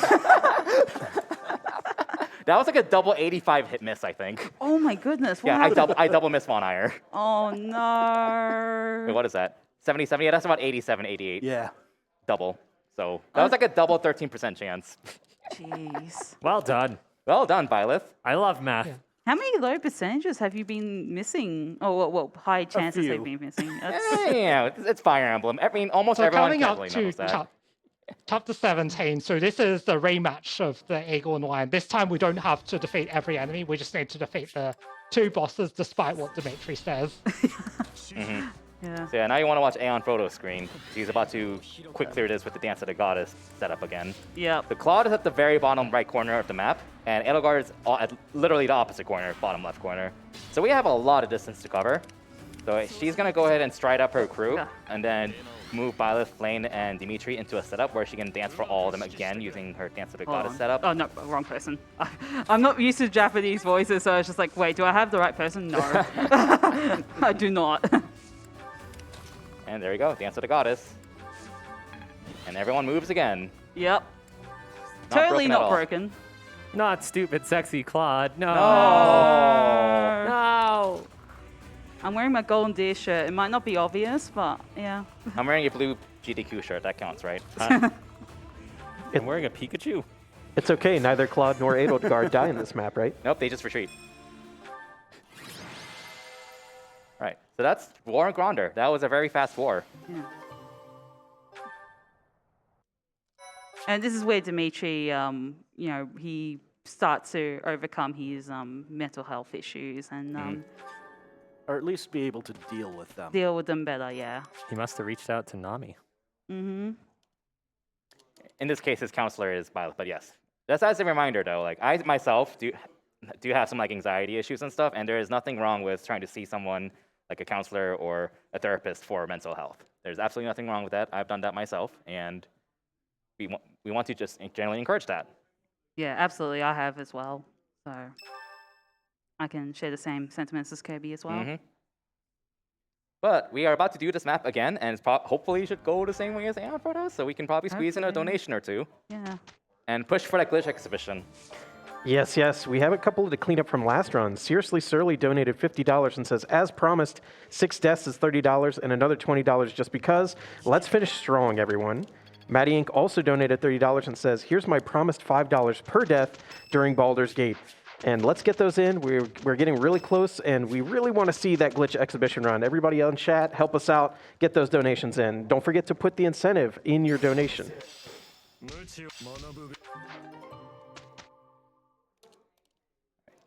Oh god, I'm not used to Setis voice. My god. Yeah, that's why I got confused. I was just like, That oh. threw me off so much. All right, I can't wait. I can't make my input. Oh Thanks. no, that's Oh well, it happens. It's 3 Stupid, houses. sexy Claude again. No. Oh, I got a level up here. That's gonna cost a lot of time. Oh, that's brutal. Yeah, this game is very, very, very laggy, and like if you're not aware, the game has a habit of eating a lot of inputs. Okay, good. Thank Yeah. goodness the replay did not end badly Yeah. because it could potentially do that. JJam donated $25 and says, following Keizaron's excellent advice, donating to say stupid sexy Claude is the best 3 houses character. Can we get a stupid, sexy Claude train, please? Yo, I'll be on board I'd with be on that. board for that. Like he's my favorite lord. I mean, no, Dimitri's totally my favorite. Yeah. No. But Claude. Oh yeah. By the way, this is a map apparently on Aeon's end. Yeah, this is a map. That's a map. Yep. It- All right. Goodbye. See ya, See ya. Cordelia. It's nice knowing Oh, you. good map. Good map. Well done. Like this is the kind of map where like even when you're playing the game casually, you're just like the map is the goal is to defeat the boss and she's just right in front of you, and even casually you're just like, I'm not gonna screw with all these levers and gimmicks. Screw that. I'm just gonna bop the boss. Actually, the most interesting thing about this map, it had like, so this was like one of those route change maps where. Oh yeah. Yeah, so the original Free Houses game, I think someone data mined it. So I think Felix and Annette would leave you if you pick, I think, the Yeah, current so- option that we have, yeah. Okay, so basically we had before the map that Aeon just kind of cheesed. There's a cutscene with Gilbert where like he kind of asks, you want to go defend the kingdom and take it back, or do you want to attack the Empire? And if you say the Empire, the game's he's just like, nah, just go to the kingdom. That's supposed to be a route change that they cut out, unfortunately. And if you in that hypothetical route change that they data mined, if you do go to the Empire and then Felix and Annette defect, and you have to kill them in later maps. There's even like a unused voice line of Gilbert killing Annette, who's literally his daughter, which is really depressing, honestly. Yeah. But, like it's unused because like the route is just cut out completely. Yeah, I mean, there's several other voice lines too, and it's pretty sad. Yeah, so like the map that Aeon just cleared, or the one I'm about to do, there is a generic Warlock boss and also a generic Swordmaster boss. They are supposed to be replacements for Annette and Felix Yeah. in that route that they cut out. Yeah, I thought it was like a cool thing to point out. Just Yeah. like it just came to mind. It's always interesting to notice these things. Like games are like, there's also a lot of development that goes into games, and like, yeah, this game has a lot of its issues and is honestly kind of incomplete. But like at the same time, like you just kind of respect how much scope they were going for with this kind of game, and like they really wanted to just make this game Yeah. so Oof. Yeah, in one word, like this game is ambitious, and I guess Edelgard reflects that pretty well. Yeah, her route is like Yeah. is like 4 chapters shorter than all the others, and they even data mined some maps for her for dubstep. Yeah, I was just saying like her character just reflects that because she's ambitious and all that sort of Oh, stuff. right, yeah. Yeah, just she encapsulates this game. But Oh yeah, we're both cannot- about to clear a map, by the way. Yeah. Oh, what did I do? I did something wrong here. Yeah, so the objective of chapter 19 is, you need to defeat, it's another defeat boss, so Claude's on the top right, and he must not be defeated, but You had to the protect boss Claude. is at the top left. Mhm. Yeah. But we can just use Whoa. the stride setup to get in position to defeat the boss next turn. We are only $58 away from making the Glitz do it. exhibition. Let's get it in, Let's make it folks. happen. All right, Aeon's Dimitri's strength is kind of falling behind. 43. Okay. So she has like 3 more chances at strength around, roughly like 3 more chances, I think. It only needs one, right? She only needs 1, and the chance is 70% Yeah, the for a target level up. strength is 44. Yeah, I was just playing For- it safe. Yeah, like she was soft. actually grinding a little bit on that map just 22 to get an and- extra level. Yeah. That donation that got us so close is a $750.54 donation from Sharky, Oh wow. who is donating $5 for every coin flip strength roll Aeon has succeeded with this run. They say last limit break was the highlight of a lifetime. Can't wait to make it to the next one. Take my energy. And with that, the total is over $75,000 for the event so far. And hey, Sharky, I'd love to see you again here. Yeah, like when Anne and I were practicing, we were both like, yeah, we're getting strong pilots. One of us is going to get screwed over, and of course it happens. But, that's just on the course. That's just on par for 3 houses. I was expecting me because knowing my luck. Okay, so one of my runs, it died at the start of chapter 13 when we go into this time skip because my Claude was at 22 strength. That's 3 strength levels out of 19, by the Yes. way, with a 50%. So that's miss 3 coin flips out of 19. Missed 16 out of 19. You mean? Yeah, he missed Yeah. 16 out of 19, yeah.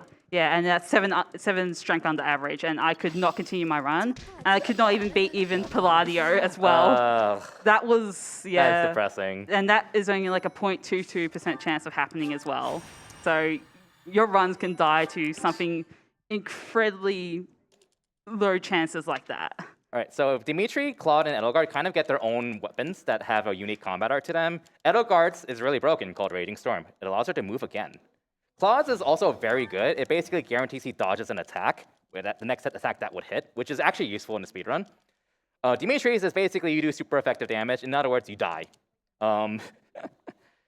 So yeah, and it's handy in a few cases just for the accuracy because it's still a very accurate combat art.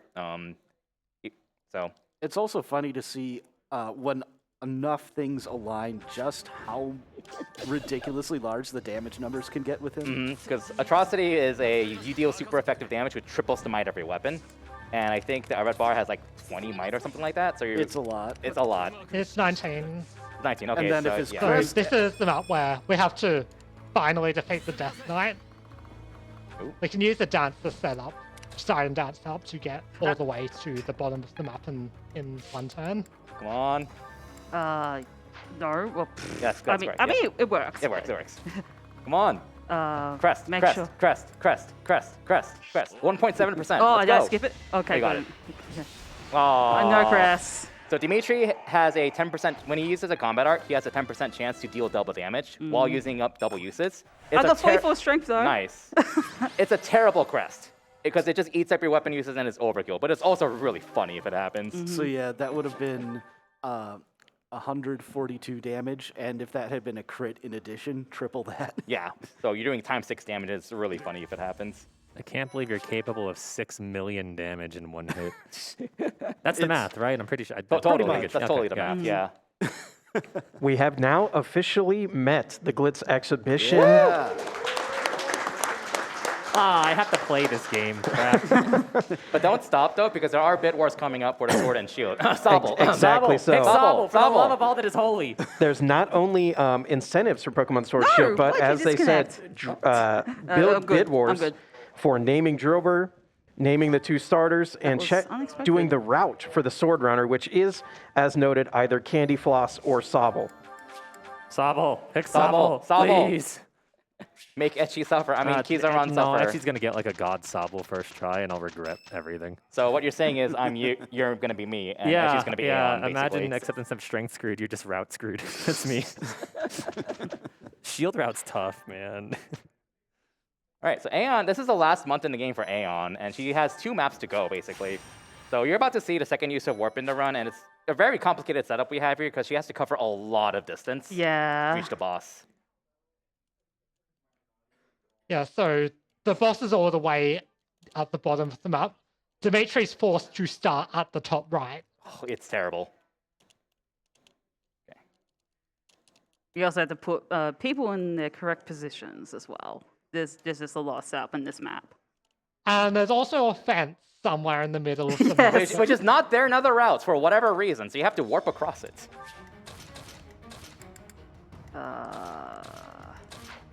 Crit! Ah! You got it! You got it? We 450 damage! Let's go! Well, congrats on winning the race, Kirby. That's a 17% on top of 10. Oh my god! That's where all your strength went, idiot. That's all my strength. That's where all your luck went. All right, the race is Sorry. over. I win. All right. The chapter's 21's up, so we did choose 2 strides and a bit of movement to get this position set up. Yeah, so first thing we need to do is get all our units close together, except for Gilbert. 24 Then, seconds. yeah, move Dimitri across the fence. And then next step is we need to dance to get another movement. And we're about But to we see need warp. to get Wayne back over that fence, so we use warp for that. Yep, because fences exist. And we've now got Seth, who can then dance for both Dimitri and Wayne again. Then- Hopefully my dex does not Still mess not me bad. up. Your dex is Yeah. kind of not good. And then finally, this gives you just enough range to get Yeah. to defeat the boss. I had a 70% displayed, I think. I mean, you get 2 chances of it That's true as well. if you've got enough strength. So Well, how much dex was that? 23? 24? 25. Yeah, that's not very Oh, good. I You had should have, 24 like, 30. attacking Hubert, but yeah. Yeah, I was like, Dimitri should probably have like 30 at this point. And like, it's only 5 hit, but like, that adds up. Yeah, like, you have to wail on the last boss like 15 times in a row. Yeah. Bit spooky though. So, all right. So Aeon's about to do the last endgame, which is really complicated because we have to take out 4 health bars on the last boss, and there's a lot of battalions that she's going to be setting up. Feel free to explain, Tasmania, because there's a lot going on. Yeah. yeah. Yeah, also the boss is on a tile that gives plus 40 void, so that's why we want as high a dex as possible. So we're going to hire 2 additional battalions. So there's a battalion that has retribution, so that allows, for 5 turns, allows units to counterattack regardless of whether they're in range or not, with with very minor exceptions. And the other battalion we're buying is the Sacred Shield battalion. So what that does is for 1 turn, any prevents damage from attacks at 2 or more range, regardless of whether they're physical or magical. There's a lot of ranged attacks in the boss turn. So firstly, we're doing a stride setup here, and setting up Retribution and Sacred Shield. Oh, yeah, I forgot So, that. yeah, Cool. so we need to set up for a dance formation here, since the boss is all the way in the top. And we've also announced to use Blessing, so that allows us to survive any attacks with 1 HP.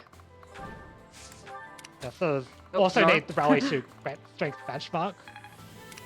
And then finally, we need to warp to get path into the throne room there. Basically, So warping into the yeah. throne room stops Edelgard's very long range attack. Oh, yeah, Yeah, spoilers, so that boss Main is reason we Edelgard. take up. Yeah, so finally stop there. So we can now attack Edelgard from any range, and there's also a lot of mages with long range skills. We take 0 damage from them since we've got Sacred Shield this turn, and we also defeat them because of Retribution. So now it's just we need to have Dimitri defeat the boss while surviving And also hitting because I've got low dex. Time will be coming up soon for Aeon. Ooh. I trust this axe. Yeah, that's a little shape. Yeah.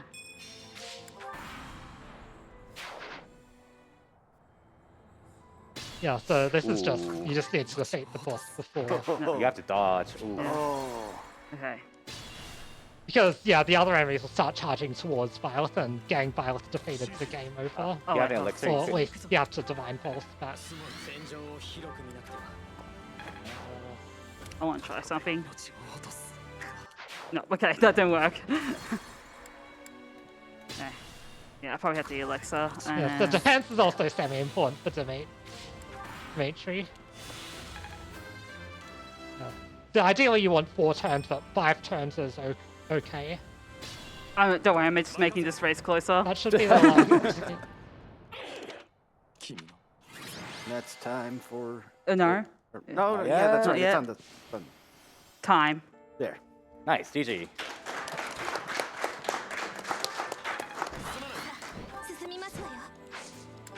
Alright, and I'm on the last map, about to wrap up too. Yeah. I don't need to rally. you don't. I don't need to rally. He's at 50 strength. That's actually bad. He's too strong. Yeah, so actually on the last health buff, I should have mentioned, so if Elgar's below 50% HP, then she'll, starting from the second health bar, she'll attack before you, even if you attack first. And Attack she on both also has on the wrath. last health bar, she has, yeah, plus 50 crit effectively. Only on if the she's last at half bar, HP. below half health. Which she will be if I hit 51 strength. And I don't want 51 strength. That is kind of bad, but he probably will hit it. There we go. He's too strong. All right.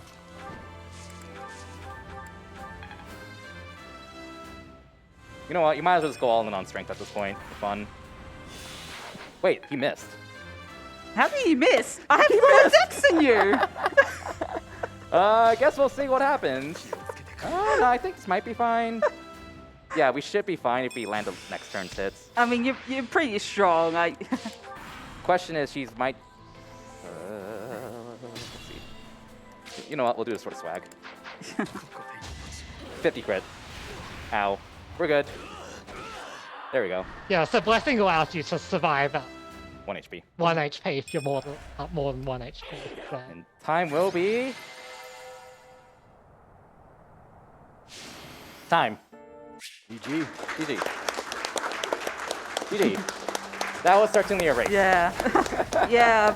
Yeah. I apologize for the controller disconnections and all that. And yeah. No, see, the controller was just trying to make it even. Kirby just didn't take advantage. Nope. I mean, Kirby couldn't because he kept getting negative strength. All right. So we met the glitch exhibition, right? Yes. Yes. So you want to just dive in? Yeah. And then we'll have some shout outs at the end of that. Oh, sure. Right. That works like that way. Yeah. Okay, cool. So why don't we switch the game to my feed if we can? Just one game while we get the setup. Yeah, I'm going to have to reset. Yeah. You can just reset and then. Might as well load it. Yeah. Just to help tech. While we're getting set up, I'll mention this $5 donation from Adria Zura, who says, Keizaron ask, we answer. Donating for stupid, sexy claw. Yeah! Hopefully, chat is just as accommodating for the Pokemon bid war. No. No. Sobble. I used all my energy on stupid, sexy Claude. We also have a $60 donation from Nevern Keiser Chaos, who donates He just and sang says, I'm setting it up. let's go!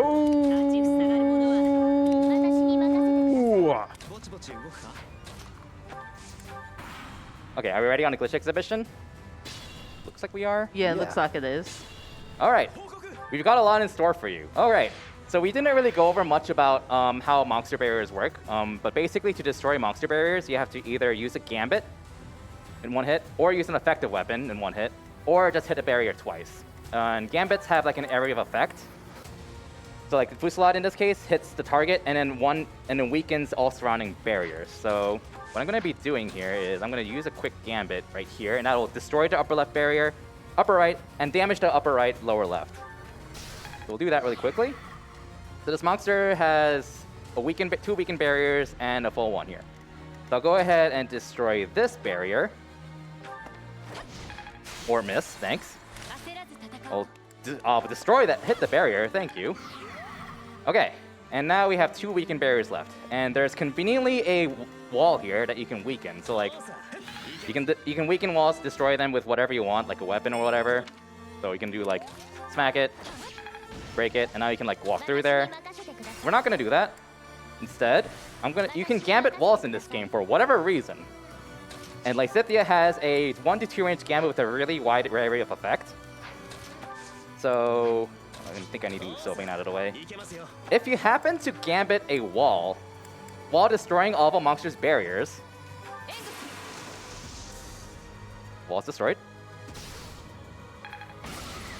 The barriers are gone. Woo! Crashed the game. Let's go. What? And that is a convenient way for me to switch over to a profile that I set up.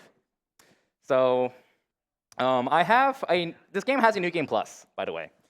And the New Game Plus allows you to carry over a lot of fun stuff and also allows you to unlock a lot of fun little items that you can use to just make a super unit if you want to. And on this file, I have a bookmark set up where I have this super unit you're about to see. And I think the dude kind of deserves some love after all the healing he's done in that run. By all the healing, I mean 1 heal for each run. Also showing up for my question as well. And showing up for your question, yeah, and saving you time. Yeah. Not like you needed it. But, all right. Yeah, this is certainly a thing. So we have this to do. Oh my god. If its stat is green, that means it's capped. So like you don't expect capped stats like this until you're like level 99. I totally didn't farm stat boosters infinitely with another glitch, but yeah, so we have this giant setup here with this super to-do where he has this combat art called Vengeance. Vengeance does +1 damage per HP you're missing. If you look at his HP, it's 1 out of 130. So right now, Vengeance has a whopping 131 mites, including a +2. On top of that, he has this Chonker Strength.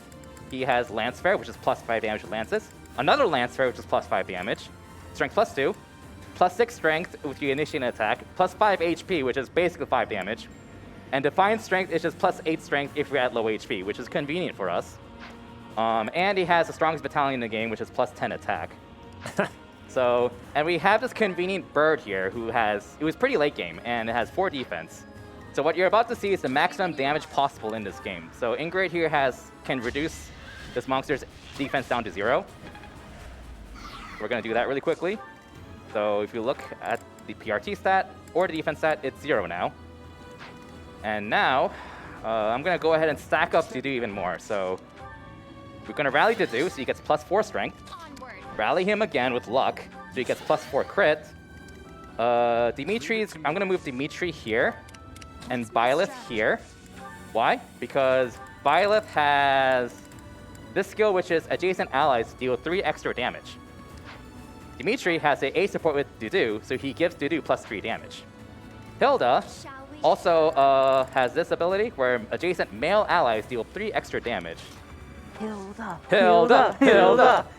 So what are we gonna do? What do we have here? If we use the Lancer Ruin, which is the most powerful weapon in the game, 22 might, and use it on a bird that is weak to lances, so it has 44 might, and we use it with Vengeance, we have 307 damage on this poor bird with 93 crit. Not only that, but we also have this New Game Plus item, which is the same quest as Dimitri's. It doubles damage and doubles weapon uses.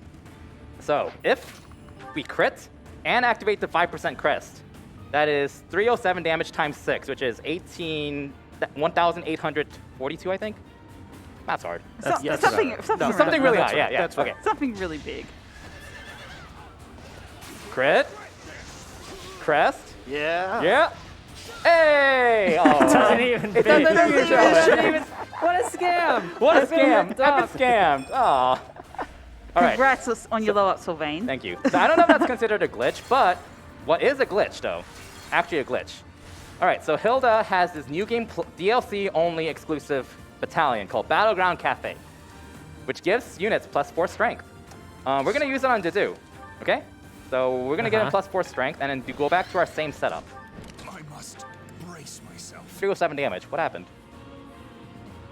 What happened? Math sucks. Math sucks. Okay, so so that is a glitch, kind of oversight.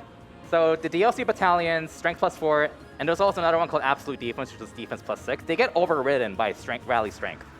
So like Battleground Cafe just doesn't stack with rally strength at all. So that didn't actually buff us at all. In fact, in some cases it might debuff you.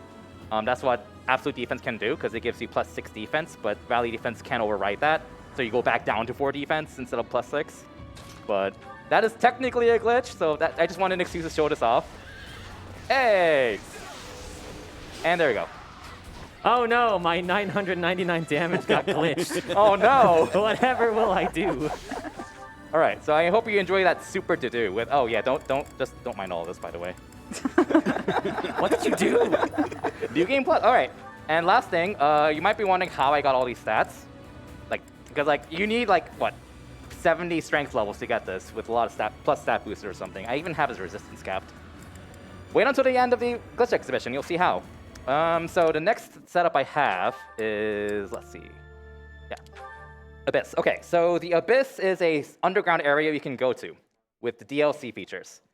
And if you buy the paid DLC, you get to unlock the Abyss, and you can use a currency known as Renown. Renown is what you collect when you do quests. And you can it's kind of a New Game Plus feature where you can like use Renown to buy like skill levels. So like that's why I have like this super to-do here, where I just bought like all this S+ stuff because, you know, it's funny. And in the Abyss, you can go to the Pagan Altar and buy stuff with Renown.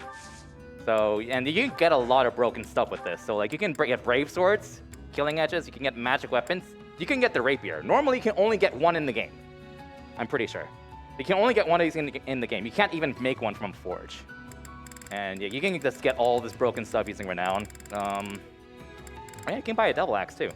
Especially the Venom weapons. Yeah, like nothing more amazing than those. Yeah. All right.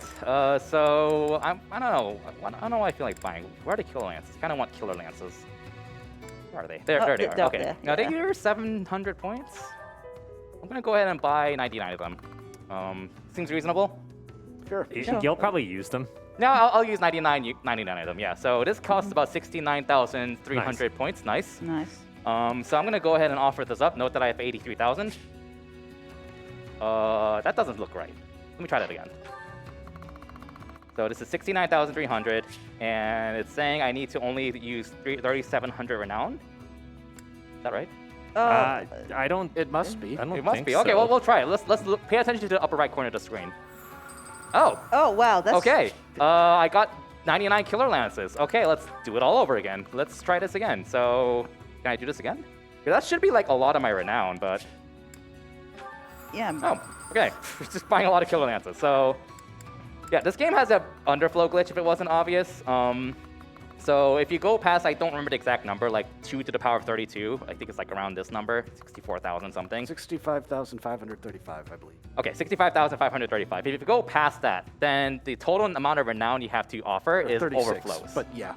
It overflows. 35 because numbers. Yeah, Math. numbers. Math is hard. Did you know that? Look, this graph talks about math. Yes, math. Totally. Look at this graph. So yeah, like this will just overflow because integer overflow blocks in the 2019 game, and yeah, this will just overflow to 264 Renown, and this is known as the Renown overflow glitch. So it's kind of funny because you can just buy whatever you want as long as you have a bazillion Renown. Kind of not super practical because you need so much Renown in the first place, but I mean, yeah, there's only 3, so like I could just do this again, and my 99, and then there you go. Wait. That's not enough. Yeah, you didn't Probably get need something more expensive. You get 60. What is it? 69,500. Right, there you go. Yeah, that's only 13,000. Yeah. Normal. Okay, so that is known as the overflow bug. All right, and the next one I have to show off is. So we're using all those lances, right? Yeah, I'm totally using all like 198 kilo lances. Okay. Yeah. Just making sure. Okay, so we kind of went over briefly what gambits are, and gambits are pretty cool in my opinion. This game also has a gambit in the Black Eagles house called Reversal. So I'll just go ahead and start this map that I have set up. So, okay. So we have this Reversal gambit. If you look at the area of effect, it hits the 2 units in front of you. And if you can swap, you get to swap spaces with the first enemy units. So that's what it's supposed to do, okay? So I'm just gonna spam end turn for a bit and just wait until everyone surrounds me. Yeah, this should be good. And we'll just wait with this unit named Ingrid. She didn't really get to show off much, so this is her chance to shine a bit and just kind of camp here. I'm just gonna wait for her to get surrounded completely.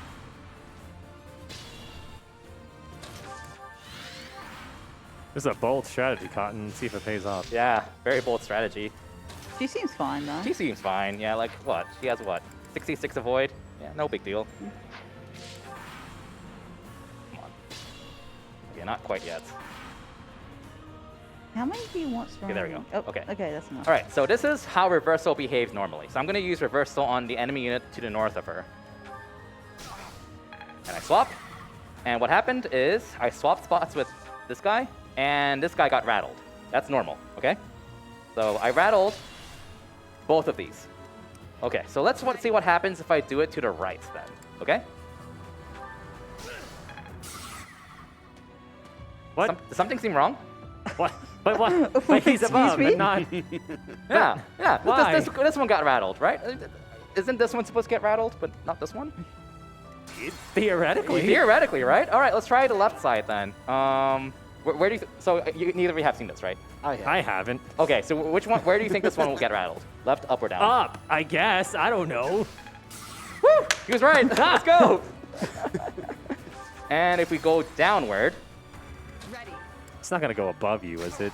no, nothing. Yeah, just that one. Oh, it just affected that one. Yeah, Wow. that's it. Yeah. So Is it trying to like? Would it have hit an enemy if you were an enemy in that case? Like, is it don't just know, always going honestly. up one? Like, I think it's just since this tile's kind of empty, it probably just doesn't hit anything. Sure. But yeah, so this gambit used to work. They broke it with the Wave 2 update and never fixed it.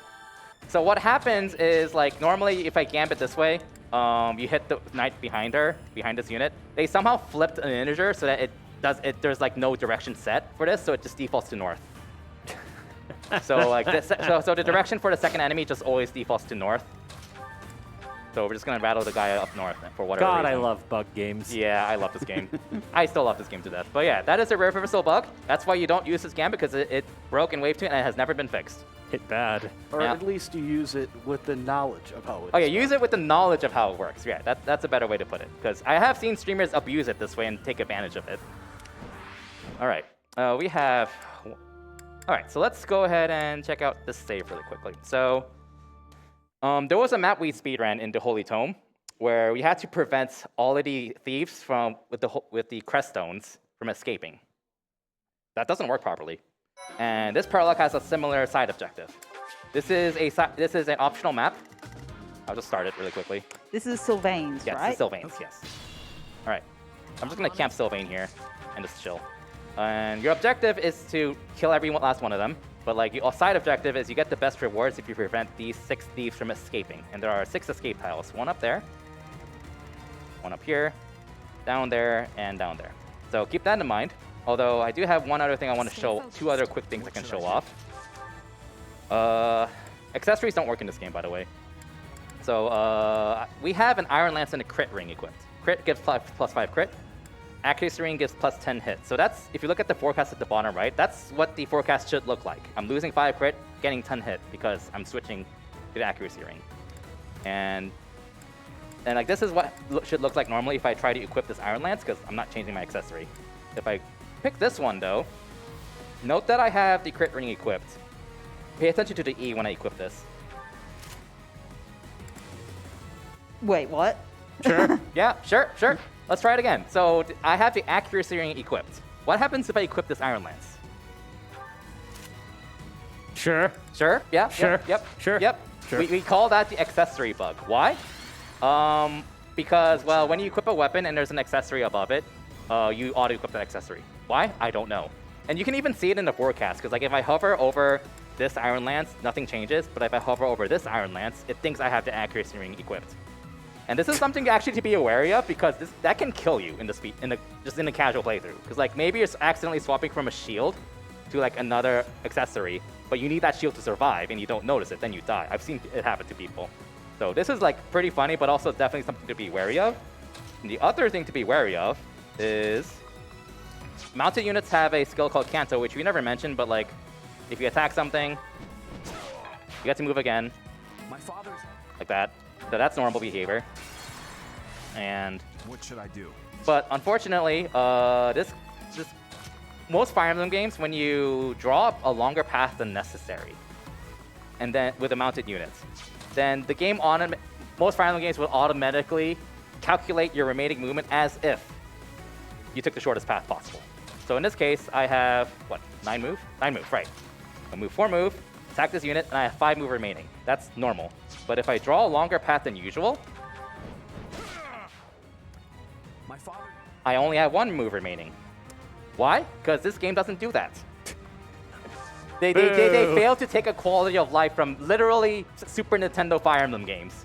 And we actually abuse this in the speedrun because, like, a lot of times you want to, like, not have that prompt to move again. So you actually want to abuse this glitch in the speedrun a few times. The Dimitri thing that we use in the bridge chapter. Bridge chapter, right. You probably saw us both, like, kind of curve Dimitri's movement around just to avoid that. So it's been kind of beneficial in the speedrun, but, like, if you play this game casually with mounted units, I can guarantee you've bumped into this before. You do not have to worry about doing this on accident in other Fire Emblem games. That's a misconception people have when they play this game. You do have to worry about it in this game, but not other games, which is unfortunate, but you know what happens. Okay, so those are those 2 quick glitches to show off, and then I'll show you the map-specific glitch here. It's gonna take a few seconds. I'm gonna fly Byleth over here and we'll just wait a bit. Okay, you can just camp there. I'm waiting until these thieves start moving, because again, the side objective is to stop all these thieves here. All right, so now they started moving. They're gonna start running away. And that's normal. So these 2 are probably going to start escaping. That's normal. Okay, and this one's about to escape. We'll let him escape. I'm waiting for All-In to escape. So Vayne will probably have some dialogue being like, oh, he let them all escape. There we go. Okay. All right. Now we can showcase the glitch that can happen in this paralog. So those 6 thieves that escaped should be the only units in this map that should be able to escape. What happens if I move Byleth here? Make sure I have actions. Yeah, okay. Let's pay attention to this enemy phase here, okay? So we're going to try to attack Byleth. Oh, see ya. Oh, see ya. Oh, see ya. Oh, see ya. See ya. Imagine missing so badly that you just get yeeted off the map. Yeah, so this was a bug that Original Raisins found. He's a Fire Emblem creator and streamer. He's pretty cool, by the way. And fun fact, even if you kill all 6 of these thieves, if you accidentally bump into this bug, you lose all the rewards, because this counts against you. Oh, that's so lame. Yeah, like then that just kind of hurt him. So what happens in the deeper end is that the 6 thieves are programmed to 1, move towards the escape tile, and 2, if they're on an escape tile, they escape. 19 other units in this map, for whatever reason, have the ladder. So, in other words, 19 other generic units have the script, if I'm on an escape tile, escape. So pretty much all these units, if they happen to step on an escape tile, they'll get deleted. Why? I don't know. They might have like left it in for some kind of side objective or other side objective or something, but because that had to be like intentionally programmed, but yeah, you can just kind of see him getting yeeted like that. What is wrong with this game? So much. Why am I even asking? All right. I know. So we are close-ish to done, but I have 2 more glitches to show off, and they're the best one for sure. Okay. I think it was this one. Yeah. So I have it super to do with capped stats and a lot of stat boosters. So if you find a monastery month where the mission is not the last day of the month, you can do something really interesting in the calendar. And we're loading up a chapter 9 save right now, which is the chapter where you pick your dancer, okay?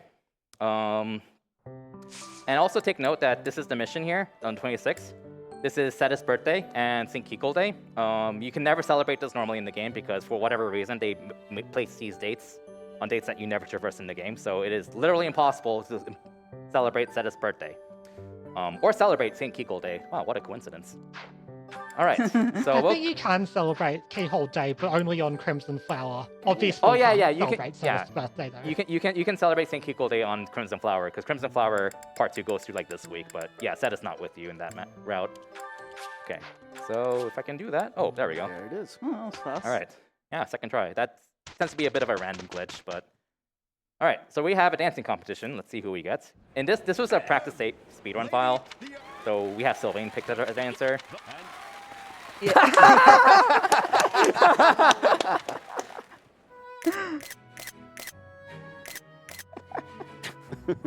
I'm so glad we got Dimitri again.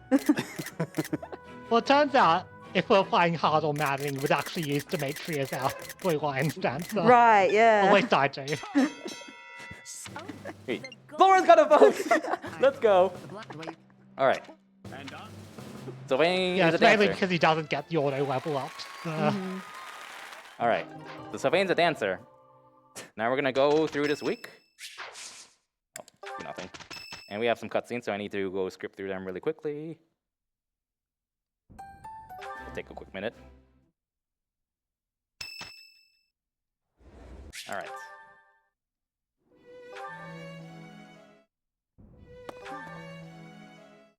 Come on. All right.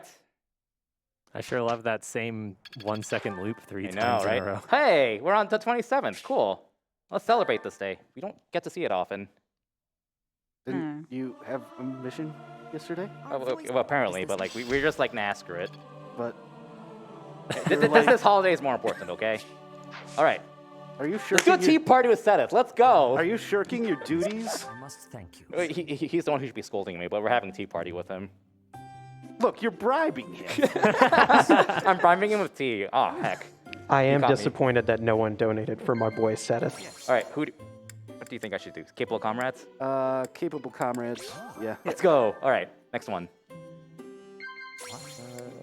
This is like Chris, I think. I think it's existence of Chris. Yeah. Oh. It must have been your ambitions. Well, there goes the bribe, GG. Yeah, there goes the bride.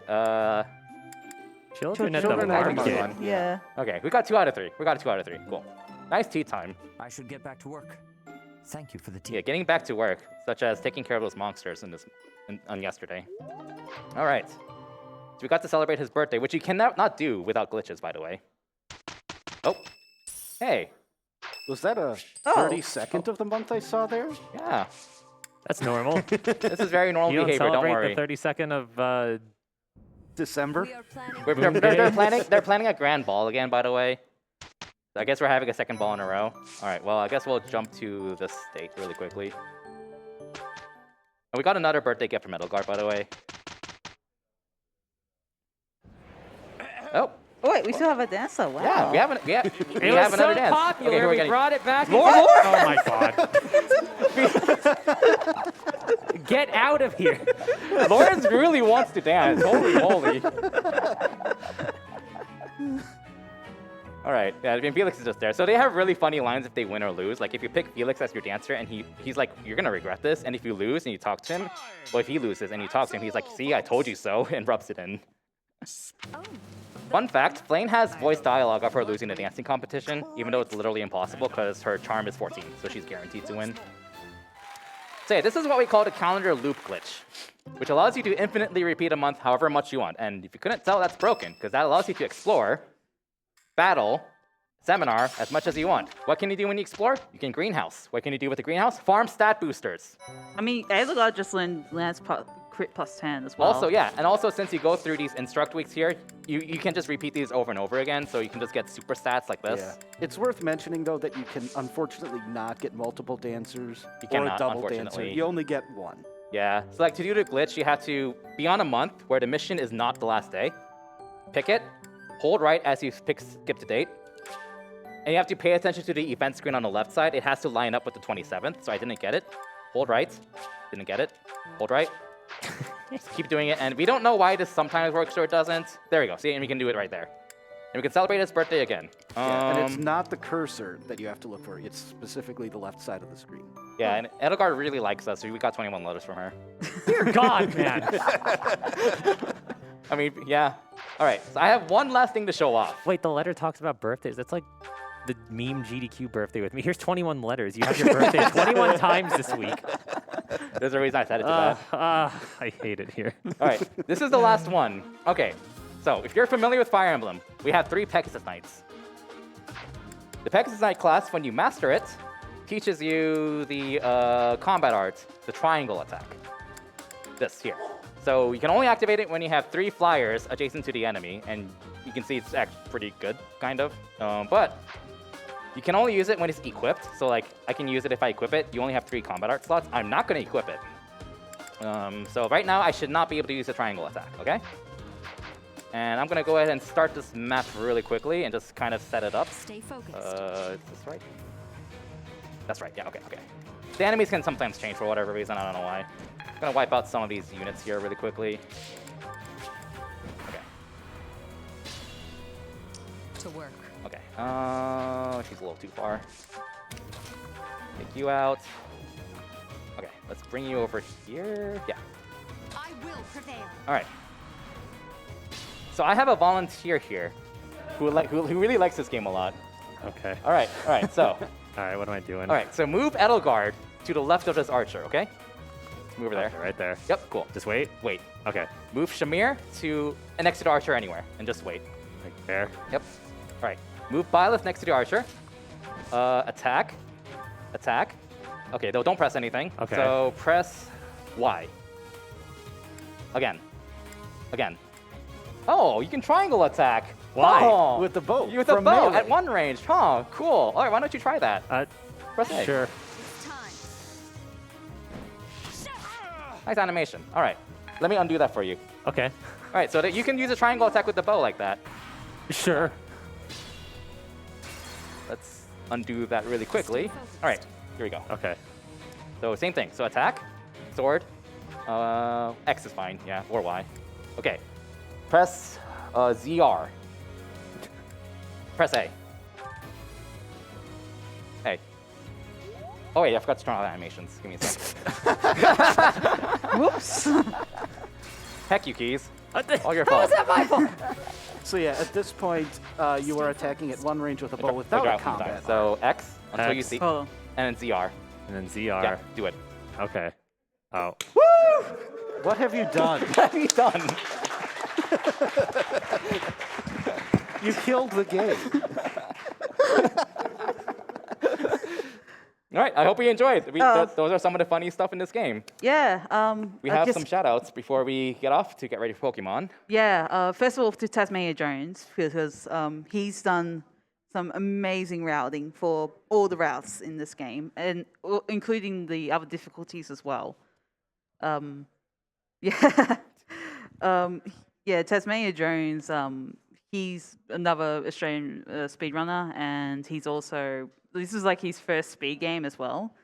So anyone can practically, get into this game and, do something as amazing as Tasmania Jones has done.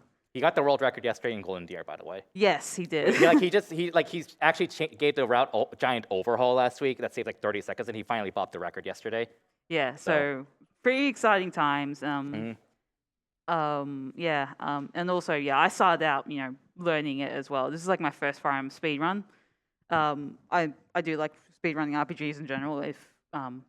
If past week wasn't an indication. I would have thought from you having 3 runs this week. Yeah. Yeah, like shout outs to her because she had to like DRS 4 runs and then 5 after she found out she was running Future Connected. Yeah, so I stream at AeonFrodo, and I'm also on Twitter at Rio AeonFrodo. Yeah, it's been a really fun week, and it's been a pleasure to run all these games for you all and for a wonderful cause. And I want to thank Aeon for volunteering in this race as well. Yeah. Alec, Also, I want to say thanks for stopping with my controller issues as well. I tried. Yeah, that not was perfectly, but it can't be helped. Yeah, it's it happened like 30 minutes before the run. We were scheduled to run this. So, Technical issues. Yeah. Always that way, isn't it? Yeah. I want to thank Tasmania again for pretty much everything Aeon said. Again, this is his first speed run ever, and obviously, it'll be a little bit more effort if you have to put in if you want to get really good from no experience. But he put in the effort. He did so much for the game as a whole, and he's had records before as well. So anyone can get at our level. All it takes is time and determination. I want to thank Alec for being on couch here as well, and Keizaron's just. I think he's angry that I made him crash the game. Yeah. So hopefully that doesn't happen to his race. Yeah. Yeah, I want to thank a lot of other people for contributing to the route as well. Claris especially, she was one of the first runners of the game and kind of gave the game a giant overhaul of all the routes in like the first year. We actually raced together at SGDQ Online last year too. Might have been SGDQ, I don't remember. It was, and yeah. there's been a lot of other people who like contributed in whether minor or major ways, like Original Raisins, Wronghouse, Moonblaze Wolf, and a lot of people who also ran the game in like the first month, like Sunny Muffins, and he's right there, I think. There he is. And like Jello Knifey and so on. And if I keep naming names, I know I'm going to forget. So Yeah. this is all you saw is ultimately a community effort. Absolutely. So definitely want to just give a shout out to all those people in general, whether minor or major. And I also want to give one more shout out to the Limit Break staff for letting us do this race, and also continue supporting Nami, support Sobble, and yeah, that's about everything I have to say. So thank you for having us. That's all from me too. Thank you so much for that run. Everybody give it up for Kirbymastah and AeonFrodo.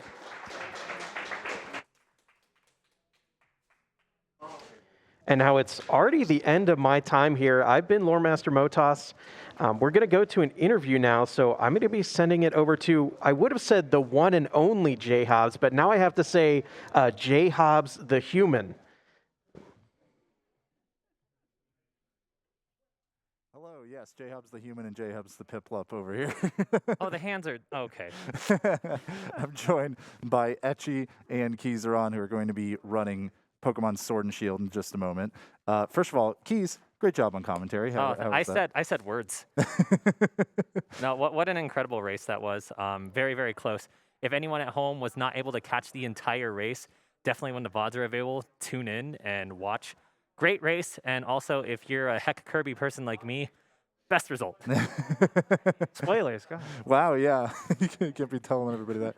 But no, we're here to talk about the Sword and Shield race, which is going to be our penultimate run of the marathon. And the thing that is really interesting here is that we're actually going to get two different games. We're getting Sword versus Shield. What exactly does that entail? Because the two games do not use the same route, from what I understand. Yeah, it's actually pretty interesting because I think Sword Shield is the first Pokemon main series game where we actually fought to do this route split, right? Yeah, like we originally considered it for Let's Go, and I don't know why the arguments took as long as they did, but like it was really more obvious with Sword and Shield because not only are the encounter tables different, like any other paired game like that, but it completely changed the route, especially considering that two of the gyms are completely different on each game. Yeah. There's a gym that is either fighting or ghost, completely different types, and then either ice or rock, which two terrible types, but still different regardless. And then also because abilities exist and everything, it made something like running Sobble, the water starter, on Shield a big pain in the butt because Gigantamax Lapras is nonsense. Like it actually added a not negligible amount of time to run Shield instead of Sword if you did starter route. Wow. So why don't you you kind of led me in perfectly to the fact that we do have a starter, like, I think naming bid war, but also route bid war for Sword. So tell us a little bit about that. Yeah, so for Sword, there's two main routes. Completely opposite of what Keys is doing. So there's the Sobble route that Keys just alluded to, which is basically just I pick Sobble as my starter, and that is my main Pokemon for the entire game. It's very much a no-frills speedrun. You just kind of beat the game as fast as possible, just not taking any detour, just using your main Pokemon, your starter Pokemon, to get through and bully your way through every fight. It's a lot more math-intensive than the alternative route, which is we call it the Candy Floss route, because we do an in-game trade in that route where we trade like a random Minchino that we catch for a Cottony from a random trainer in the second gym town. And that Cottony ends up being one of the most busted Pokemon in like Pokemon speedrunning. It's so ridiculous because it's a perfect type combination of grass and fairy. Kind of just steamrolls everything and gets trade boosted experience, has like broken moves off the start. And it's such a unique kind of Pokemon that we never see in any other Pokemon speedrun. So it'd be really cool to do that route, but the other route's also really interesting for a lot of different reasons. Whereas Shield, yeah, I was going to say, what is the route for Shield? Yeah, so like, how is it different? Shield, we get Growliths instead of Vulpix. Yep. So what we end up doing is when we get to the first major wild area, which if anyone's like unfamiliar with the game or needs like a reminder, the wild area is huge. Bunch of different terrains and whatnot, and you get to see Pokemon like out in the overworld as well as like some hidden encounters and whatnot. But Growliths are available in basically the first patch of grass that you can get to. And then if you go a little bit further into the wild area, you can find a free Firestone. So you get anywhere between a level 7 to a level 10 Growlithe that evolves into an Arcanine, just like that. And the thing about Stone Evolution Pokemon is they don't typically naturally learn moves, but there is a move tutor for free in every Pokemon Center in Sword and Shield. So you get to learn a slew of busted moves. You already get Flamethrower, you get a cool move called Burn Up, which is a really strong fire move that makes you not fire after you use it. You get Reversal, Flare Blitz, Extreme Speed, all of this stuff. So you have this powerful move set. But it's not good enough. Yeah, I was going to say, then you just toss it to the wayside. You toss it to the wayside for a Drillbur because we love Gen 5 so much.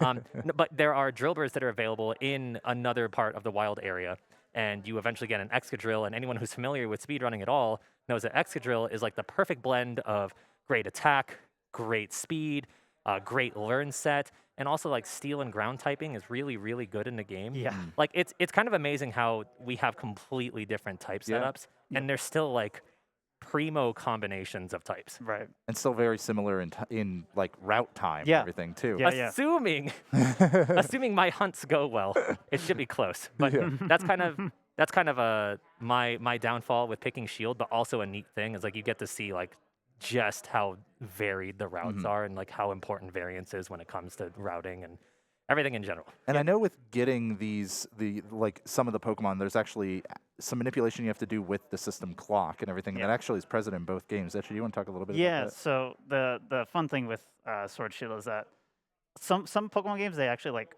punish you if you try to change the clock for like getting certain Pokemon or doing events. Sword Shield doesn't do that for like wild area stuff, so we can just change the date time to force like certain weather or certain Pokemon to spawn basically. And we're going to be taking advantage of that to get like the Drillbur later, or for me, I need to specifically get a Vulpix and then a Minccino, both in the wild area. And there's a cute trick you can do where if you time things right, you don't have to actually change the clock, you just let the date roll over manually. But it kind of just depends on how the timer works out. But, yeah. Well, with that, I'm going to pretty much let you all get back and get ready to it. But first, I did want to let folks know about some of the prizes that we still have available. Remember, whenever you donate here at RPG Limit Break, you're donating directly to National Alliance on Mental Illness. And you also are potentially eligible to win some prizes, basically.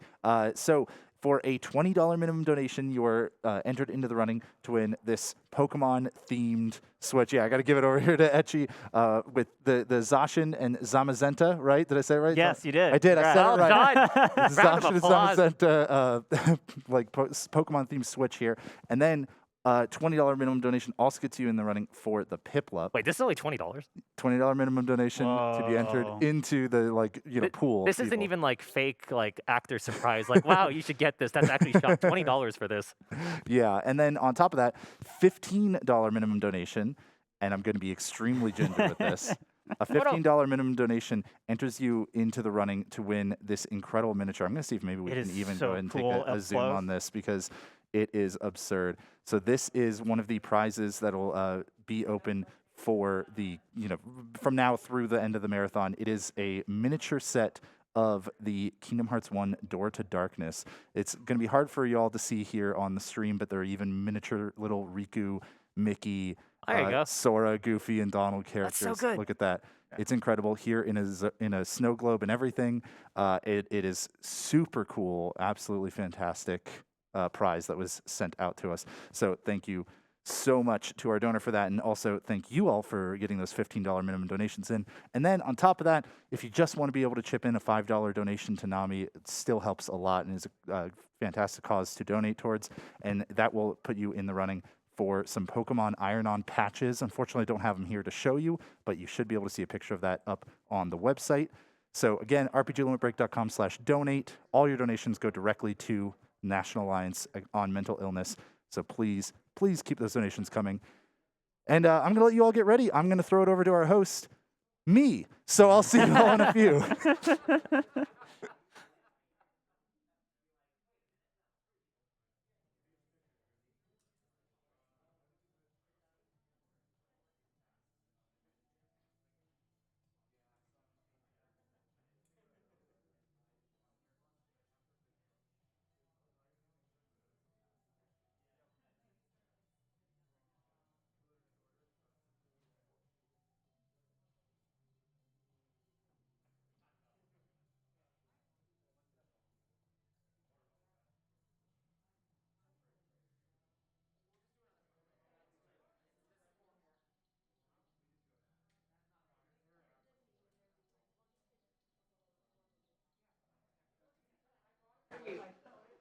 Well,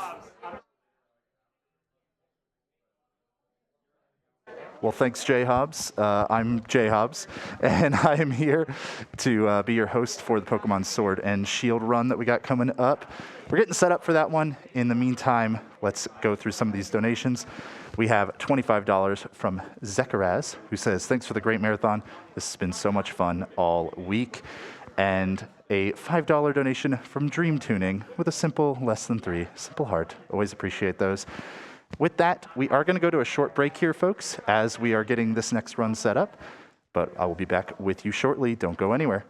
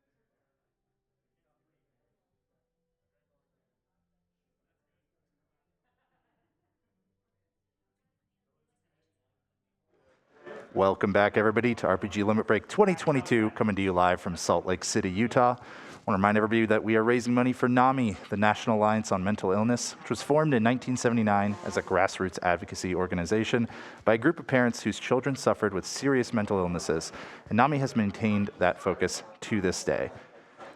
We appreciate all of the donations coming in to NAMI, like $20 from Grink, who said, for the French restream.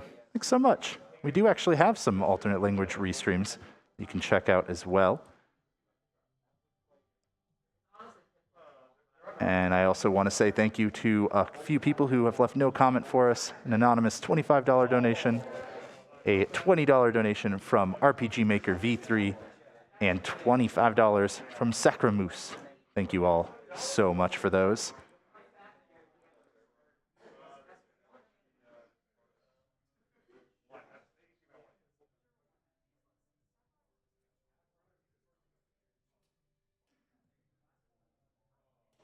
We are still getting set up for that Pokemon Sword and Shield run, but let me update you all on how we are doing for some of the incentives and bid wars that you can donate towards for this upcoming run. So for the Pokemon Sword and Shield race, you can actually choose the route that Pokemon Sword is going to be using, as we talked about in the interview, and it's a tight race right now. Sobble currently has $113 towards it, and Candy Floss is in the lead with $129. So if you feel like influencing which route Etchy will be using in Pokemon Sword, then you can donate and put your donation specifically towards that bid war. Additionally, there are some donations for some of the starter and Drillbur names, and the starter in particular will be closed pretty early. So our current leader is Woomy with a large amount. Cyndaquil, and Etchy are all following it up. And then there's my $1 Danfy donation, which I think is just quite funny. So if you have a strong preference on the name of those starters, the top 2 will actually be selected, since there are 2 games that are being run here in this race.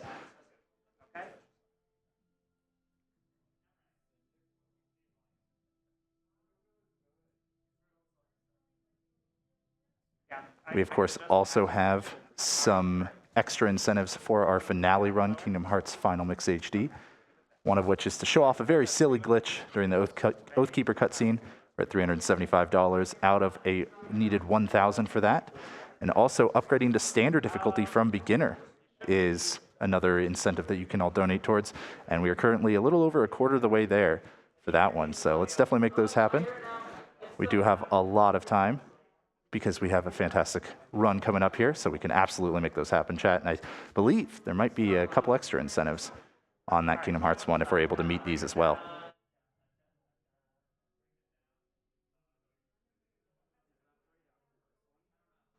Let's get back to those donations, though. We have a $15 message from a cancel mission, and they said, hey, great event as always. Next year can't come soon enough. I'll be interested to know if October is the new permanent time for RPG Limit Break, or if it's going to go back to May. Having only a 6-month gap between marathons this year would be pretty cool. Unfortunately, we don't have a comment on that, on the time frame of the next RPG Limit Break yet, other than that we are planning and hoping to do one in 2023. So stay tuned for more announcements on that. You can always follow the RPG Limit Break Twitter account or join our Discord if you want to get some announcements regarding our various events.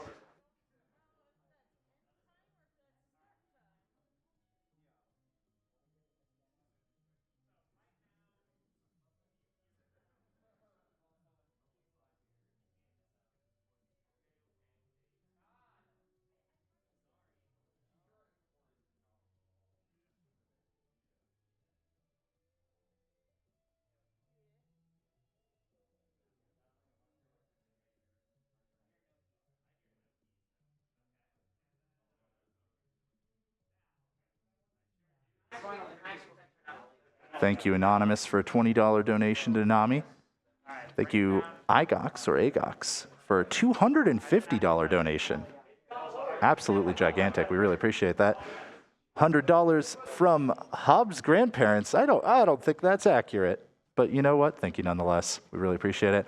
And not to be outdone, Fowd donates $101 with no comment. Thank you all so much for your donations to the National Alliance on Mental Illness.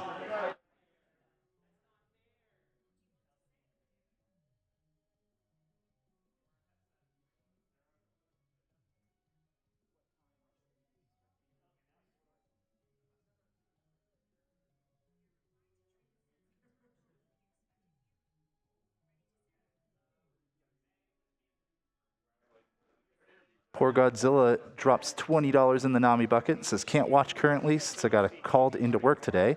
This is one of my favorite events each year, and I truly believe that this is a good cause. Much love to all who are a part of it. I could not agree more with you.